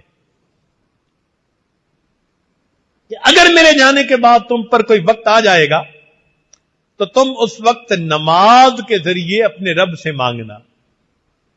جب کسی دفتر سے کام کروانا ہوتا ہے نا تو اپلیکیشن بھرنی پڑتی ہے. حج پہ جانے اپلیکیشن بھرو، ویزا لینے اپلیکیشن بھرو، اللہ سے مدد مانگنی ہے اپلیکیشن بھرو. اس اپلیکیشن کا نام نماز ہے. لہذا ہمارے اسلاف کا یہ طریقہ تھا، جب کسی پر کوئی مصیبت آتی تھی وضو کر کے 2 رکعت نفل پڑھا کرتے تھے، اللہ سے دعا مانگتے تھے. یہ 2 رکعت نفل پڑھ کے اللہ سے دعا مانگنا یہ طریقہ ہے. کاش کہ ان حالات میں ہم اس کو اپنی زندگی کا ایک حصہ بنا لیں. کوئی رات ہماری تہجد کے چند رکعت کے بغیر نہ گزرے. ہم اللہ سے اٹھ کر مانگیں، اپنی مدد عطا کر دیجئے. چنانچہ نماز کے ذریعے اللہ کی مدد اترتی ہے. سنیے، فتاوی تاتار خانیہ میں لکھا ہے کہ جو شخص فجر کی سنتیں گھر پڑھ کر مسجد میں جاتا ہے، ایک تو فجر کی سنتیں خود سنتیں ہیں، ایک ان کو گھر میں پڑھ کے مسجد میں جانا یہ الگ سنت ہے. تو جو بندہ اس سنت پر عمل کرتا ہے اللہ 3 انعام عطا فرماتا ہے. ایک، اس کے گھر میں جھگڑے ختم ہو جاتے ہیں. اس کے گھر میں جھگڑے. آج دیکھو تو میرے خیال ہے 90% سے زیادہ لوگ کہیں گے گھر کی مصیبتیں ہیں. اولاد کی نافرمانی، بیوی کی پریشانی، گھر کے تقاضے پورے نہیں ہوتے، میاں بیوی کے درمیان نہیں بنتی. تو فرمایا جو فجر کی سنتیں گھر میں پڑھ کر مسجد میں جائے گا اللہ تعالیٰ 3 انعام دیتے ہیں. پہلا انعام کہ اس بندے کے گھر کے جھگڑے اللہ ختم فرما دیتے ہیں. دوسرا، اس بندے کے رزق میں اللہ کشادگی عطا فرما دیتے ہیں. یعنی جاب کے اور بزنس کے بھی مسئلے ختم، کارخانوں کے مسئلے ختم، مارکیٹ کے مسئلے ختم، رزق کی کشادگی، قرضوں کے مسئلے ختم. جو گھر میں سنت پڑھ کر جاتا ہے 3 انعام. گھر کے جھگڑے اللہ ختم فرما دیتے ہیں. نمبر 2، اللہ تعالی رزق میں کشادگی عطا فرماتے ہیں. اور تیسرا انعام، اللہ موت کے وقت ایمان کی حفاظت کے ساتھ دنیا سے جانے کی توفیق عطا. اب دیکھیے اللہ کے حبیب صلی اللہ علیہ وسلم نے کیا کیا پیاری باتیں بتائی ہیں ہمیں. عمل کرنا تو ہمارے ذمہ ہے. ہم اگر عمل کریں تو یہ نعمتیں ہمیں مل سکتی ہیں. چنانچہ مسلم شریف کی روایت ہے، توجہ فرمائیے. ان ابی الدرداء رضی اللہ تعالی عنہ، ابو الدرداء رضی اللہ عنہ روایت کرتے ہیں، یہ حدیث قدسی ہے. حدیث قدسی کا معنی اللہ تعالیٰ فرماتے ہیں، یا ابن آدم، اے آدم کے بیٹے، آدم کی اولاد، لا تعجز عن 4 رکعات من اول النہار اکفیک آخرہ. تو دن کے شروع میں یعنی فجر کی 4 رکعت پڑھ لیا کر، اس کی برکت ہوگی، میں سارا دن تیرے کاموں میں تیری مدد کروں گا. فجر کی نماز کتنے لوگ پڑھتے ہیں؟ آج جمعہ میں جتنے مسلمان مسجد میں آتے ہیں نا، اتنے مسلمان اگر فجر کی نماز میں مسجد میں آنے لگ جائیں، یہ عاجز گمان کرتا ہے اللہ کی مدد اتر آئے.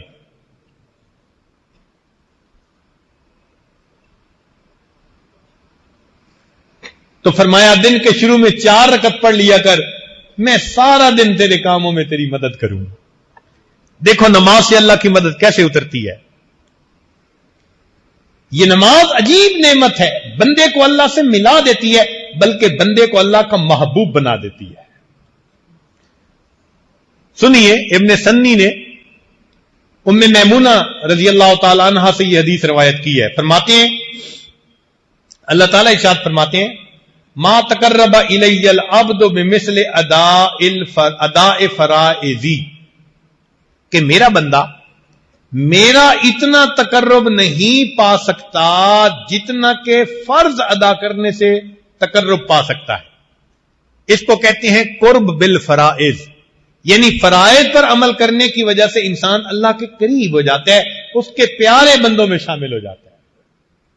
تو جو بندہ فرائض ادا کرے وہ اتنا قریب، اور جو نفل پڑھے تو چیری اپون دی کیک کے اوپر تھوڑی سی کریم رکھتے ہیں نا، میٹھی مزے کی ہوتی ہے، تو وہ نفل اتنے اچھے اللہ کو پیارے لگتے ہیں.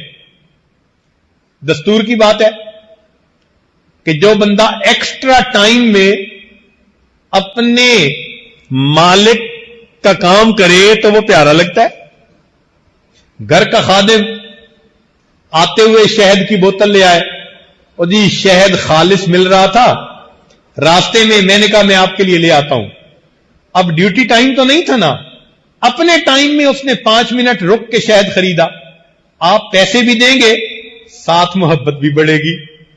اس نے میرا خیال رکھا، ایکسٹرا ٹائم میں کام کیا. تو ایکسٹرا ٹائم جو ہوتا ہے نا وہ خوشی کا باعث بنتا ہے. یہ نفل ایکسٹرا ٹائم ہے، فرائض نہیں ہے. اس لیے نفل پڑھنے والے سے اللہ بہت خوش ہوتے ہیں. چنانچہ فرماتے ہیں، وَإِنَّهُ لَيَتَقَرَّبُ إِلَيَّ بِالنَّوَافِلِ حَتَّى أُحِبُّهُ، کہ میرا بندہ نوافل کے ذریعے اتنا میرے قریب ہو جاتا ہے کہ میں اس بندے سے محبت کرنے لگ جاتا ہوں. ہمارے دل میں بھی تمنا ہونی چاہیے ہم اللہ کے محبوب بن جائیں, اللہ کے پیارے بندے بن جائیں. اور یہ دیکھو کہ یہ محبوب کیسا بنتا ہے. فرمایا فَإِذَا أَحْبَبْتُهُ, جب میں اس سے محبت کرتا ہوں, اللہ فرماتے ہیں كُنْتُ رِجْلَهُ الَّتِي يَمْشِي بِهَا, میں اس کے پاؤں یعنی اس کی ٹانگیں بن جاتا ہوں جس سے وہ چلتا ہے. وَيَدَهُ الَّتِي يَبْطِشُ بِهَا, ہاتھ بن جاتا ہوں جس سے وہ پکڑتا ہے. وَلِسَانَهُ الَّذِي يَنطِقُ بِهِ, زبان بن جاتا ہوں جس سے وہ بولتا ہے. وَقَلْبَهُ الَّذِي يَعْقِلُ بِهِ, دل بن جاتا ہوں جس سے کہ وہ سوچتا ہے. اللہ اکبر کبیرہ.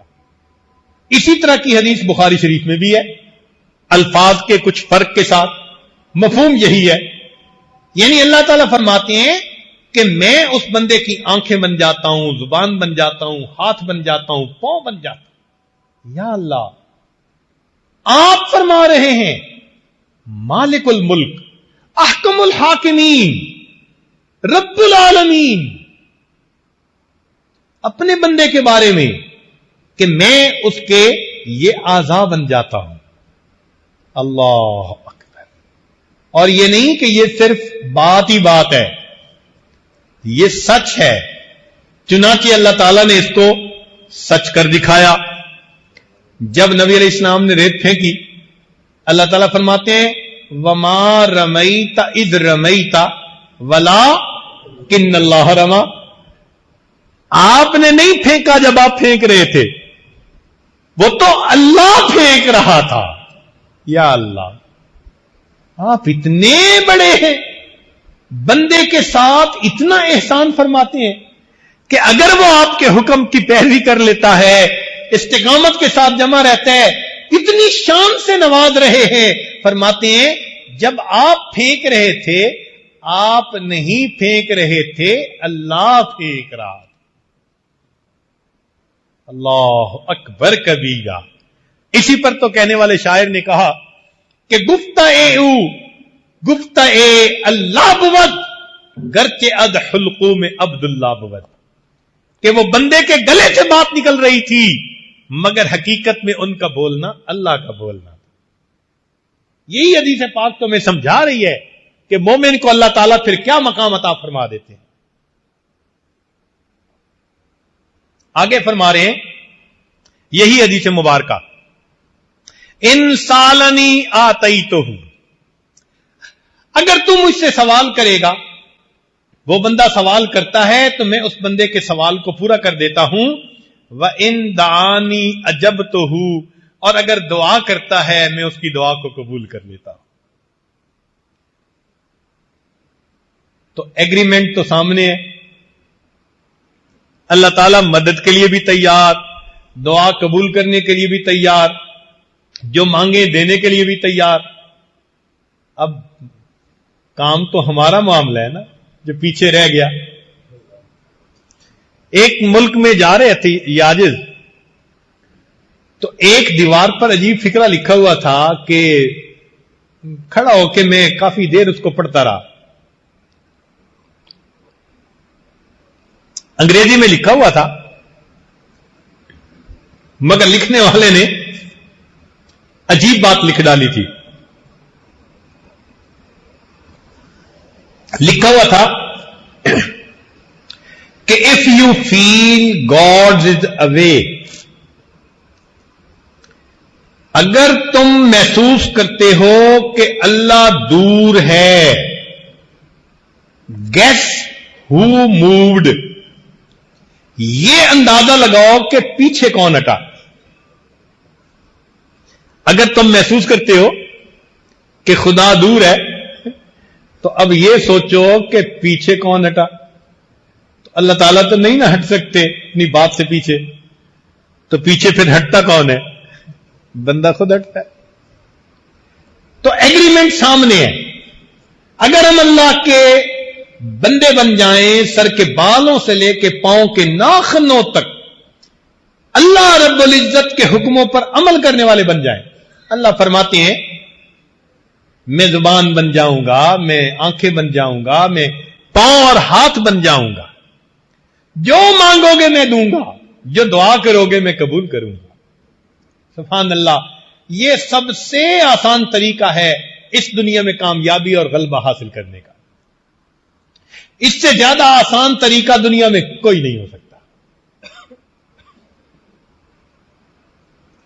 اور اگر انسان اللہ کے در سے راستہ بھول جائے اور رخ پھیر لے تو ایک حدیث پاک میں اللہ فرماتے ہیں ابن آدم تفرغ لعبادتی املا صدرک غنن، تو میری عبادت کے لیے اپنے آپ کو فارغ کر لے، میں تیرے سینے کو غنا سے بھر دوں گا. واسد فقرک، تیرے فقر کو روک دوں گا. وَإِلَّا تَفَلْ، اگر ایسا نہیں کرے گا مَلَأْتُ صَدْرَكَ شُغْلًا، میں تیرے سینے کو شغل سے، کاموں سے بھر دوں گا. ایک ختم نہیں ہوگا، دوسرا، تیسرا، چوتھا، جیسے کہ آج کل ہم پریشانیوں میں گھرے ہوئے. وَلَمْ أَسُدَّ فَقْرَكَ، اور میں تیرے فقر کو پھر روکوں گا نہیں. اتنا کمائیں گے، جتنے گھر کے لوگ ہیں سارے کے سارے نوکریاں کرتے ہیں، خرچے پھر پورے نہیں ہوتے. جس کو دیکھو اسی کو گلا، خرچے پورے نہیں ہوتے. تو یہ خرچے تو پھر اللہ ہی پورا فرمائے. تو ہمارے پاس ایک ہی راستہ ہے کامیابی کا کہ ہم اپنی نگاہیں مخلوق سے ہٹائیں اور کس ذات پر جمائیں؟ اللہ پر. اور یوں کہیں حسبنا اللہ، ہمیں اللہ، اس لفظ کو ذرا سوچئے گا، یہ ہم بہت بڑی بات کر رہے ہیں. ہمارے لیے اللہ کافی ہے. اس لیے اللہ فرماتے ہیں وَتَوَكَّلْ عَلَى اللَّهِ وَكَفَى بِاللَّهِ وَكِيلًا مَن يَتَوَكَّلْ عَلَى اللَّهِ فَهُوَ حَسْبُهُ، جو اللہ پر توکل کرتا ہے اللہ اس کے لیے کافی ہوتا ہے. وَعَلَى اللَّهِ فَتَوَكَّلُوا إِن كُنتُم مُؤْمِنِينَ، فرمایا الیہ یرجع الامر کلہ فاعبدہ وتوکل علیہ. ہمیں بار بار کہا گیا اللہ پر توکل، اللہ پہ دھیان، اللہ پہ نظریں جماؤ. لہذا جو اللہ کا دوست بنتا ہے پھر اللہ رب العزت اس کا معاملہ خود سمیٹتا ہے. حدیث مبارکہ سن لیجئے. فرمایا من عاد لی ولیا فقد آذنتہ بالحرب، جس نے میرے ولی سے دشمنی کی میرا اس کے ساتھ اعلان جنگ ہے. سنیے اللہ کا دوست بننے کا فائدہ. من عاد لی ولیا، جس نے میرے ولی سے دشمنی کی، فقد آذنتہ بالحرب، اللہ تعالیٰ فرماتے ہیں میرا اس کے ساتھ اعلان جنگ ہے. اللہ اکبر کبیرہ. اور واقعی اللہ رب العزت نے اپنا وعدہ سچ کر دکھایا. چنانچہ بدر میں صحابہ سمجھتے تھے کہ ہم نے کافروں کو قتل کیا، اللہ نے بات ہی صاف کر دی. فرمایا فلم تقتلوہم ولکن اللہ قتلہم، میرے مالک تیری عظمت پہ قربان جائیں، آپ اپنے قول کے کتنے سچے ہیں. فرماتے ہیں کہ تم نے قتل نہیں کیا، ان کو کس نے قتل کیا؟ اللہ نے قتل کیا. تو بھائی ہم اگر اپنے اللہ پر نظریں جمائیں گے وہ ہمارے الٹے کاموں کو سیدھا کر دیں گے، ہماری مشکلات کو آسان کر دیں گے، ہمیں مصیبتوں سے اللہ تعالیٰ محفوظ فرما دیں گے. اس لیے ہمیں کہنا چاہیے حسبنا اللہ و نعم الوکیل نعم المولا و نعم النصیر. قرآن مجید میں اللہ تعالیٰ ایک بات بڑے عجیب انداز سے فرماتے ہیں. ارشاد فرمایا الیس اللہ بکاف عبدا. اللہ اکبر. یہ آیت پڑھتی ہے نا تو دل کو کچھ ہوتا ہے. اللہ فرماتے ہیں کیا اللہ اپنے بندے کے لیے کافی نہیں ہے؟ الیس اللہ بکاف عبدا، کیا اللہ اپنے بندے کے لیے کافی نہیں ہے؟ مفسرین نے فرمایا کہ مقصود کہنے کا یہ تھا الیس اللہ بکاف عبادہ، کیا اللہ اپنے ہر بندے کے لیے کافی نہیں ہے؟ ہمارے لیے اللہ الیس اللہ بکاف عبدا. جب قرآن مجید کی آیت پڑھ لی تو اب ہمیں کیا جواب دینے کہ ہمارے لیے اللہ. اب ذرا ایک حدیث مبارکہ سن لیجئے، کیونکہ آج کل کے حالات میں پریشان حال لوگ کہتے ہیں جی کچھ پڑھنے کو بتا دیں، تو بھائی پڑھنے کی بات بھی سن لیجئے. در منصور میں حضرت بریدہ رضی اللہ تعالی عنہ روایت کرتے ہیں کہ 10 کلمات پڑھنے والے کے لیے اللہ کافی ہو جاتے ہیں. 10 کلمات ایسے ہیں، 10 فکرے، 10 باتیں کہ جو بندہ ان کو روزانہ پڑھے اس کے لیے اللہ کافی ہو جاتے ہیں. ان میں سے 5 فکرے دنیا سے متعلق اور 5 فکرے. ان 10 فکروں کو یاد کر لیں، ایک فکرہ بھی روز یاد کریں تو 10 دن میں حدیث پاک یاد ہو جائے گی، اور اس کو اپنی دعاؤں کا حصہ بنا لیں. جب آپ اس کو پڑھیں گے تو اللہ تعالیٰ آپ کے کاموں میں آپ کی کفایت فرمائیں گے. پہلا فکرہ فرمایا حسبی اللہ لدینی، میرے دین کے لیے میرا اللہ کافی ہے. یعنی دین میں کوئی فتنہ اور فساد نہ آ جائے. دین میں فتنے 2 طرح سے آتے ہیں، ایک شبہات کی وجہ سے اور ایک شہوات کی وجہ سے. تو اللہ تعالی ہمیں ان دونوں فتنوں سے محفوظ فرمائے، ہمارا دین سلامت رہے. تو پہلا فکرہ حسبی اللہ لدینی. دوسرا فکرہ حسبی اللہ لما اہمنی، میرا اللہ کافی ہے ہر اس چیز کے لیے جو مجھے پریشان کرتی ہے. بندہ کرتا ہے، کوئی چیز کرتی ہے، کاروبار کرتی ہے، جو بھی ٹف ٹائم دے رہی ہے میرا اللہ اس کے لیے کافی ہے. حسبی اللہ لما اہمنی. تیسرا فکرہ حسبی اللہ لمن بغا علیہ، میرا اللہ کافی ہے ہر اس کے لیے جو مجھ پر سرکشی کرے، چڑھ دوڑے. تو اگر کوئی ہمارے اوپر چڑھ دوڑنا چاہتا ہے تو اللہ اس کے لیے کافی ہو جائے گا. حسبی اللہ لمن حسدنی، میرا اللہ کافی ہے ہر اس کے لیے جو مجھ سے حسد کرتا ہے. دفتروں کی زندگیوں میں تو بہت حسد ہوتا ہے، لیگ پلنگ. تو اللہ نے ان سب حاسدوں سے بندے کو نجات عطا فرما دیں. اور 5واں حسبی اللہ لمن کادنی بسوء، میرا اللہ کافی ہے ہر اس کے لیے جو میرے خلاف برے منصوبے بناتا ہے. اب برے منصوبے بنانا والا کوئی بھی ہے، کوئی بندہ ہے، کوئی جماعت ہے، ایمان والوں کے خلاف کوئی ملک بنا رہا ہے، جو مرضی بنا رہا ہے، اللہ ان سب کے لیے. یہ 5 باتیں دنیا کے لیے ہو گئیں، 5 باتیں آخرت کے لیے. تو فرمایا حسبی اللہ عند الموت، کیونکہ موت کا لمحہ انسان کی زندگی کا سب سے زیادہ نازک لمحہ ہوتا ہے.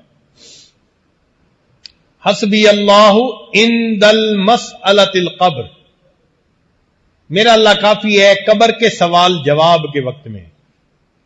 حسبی اللہ عند المیزان، میرا اللہ کافی ہے میزان پر جب اعمال تولے جائیں گے.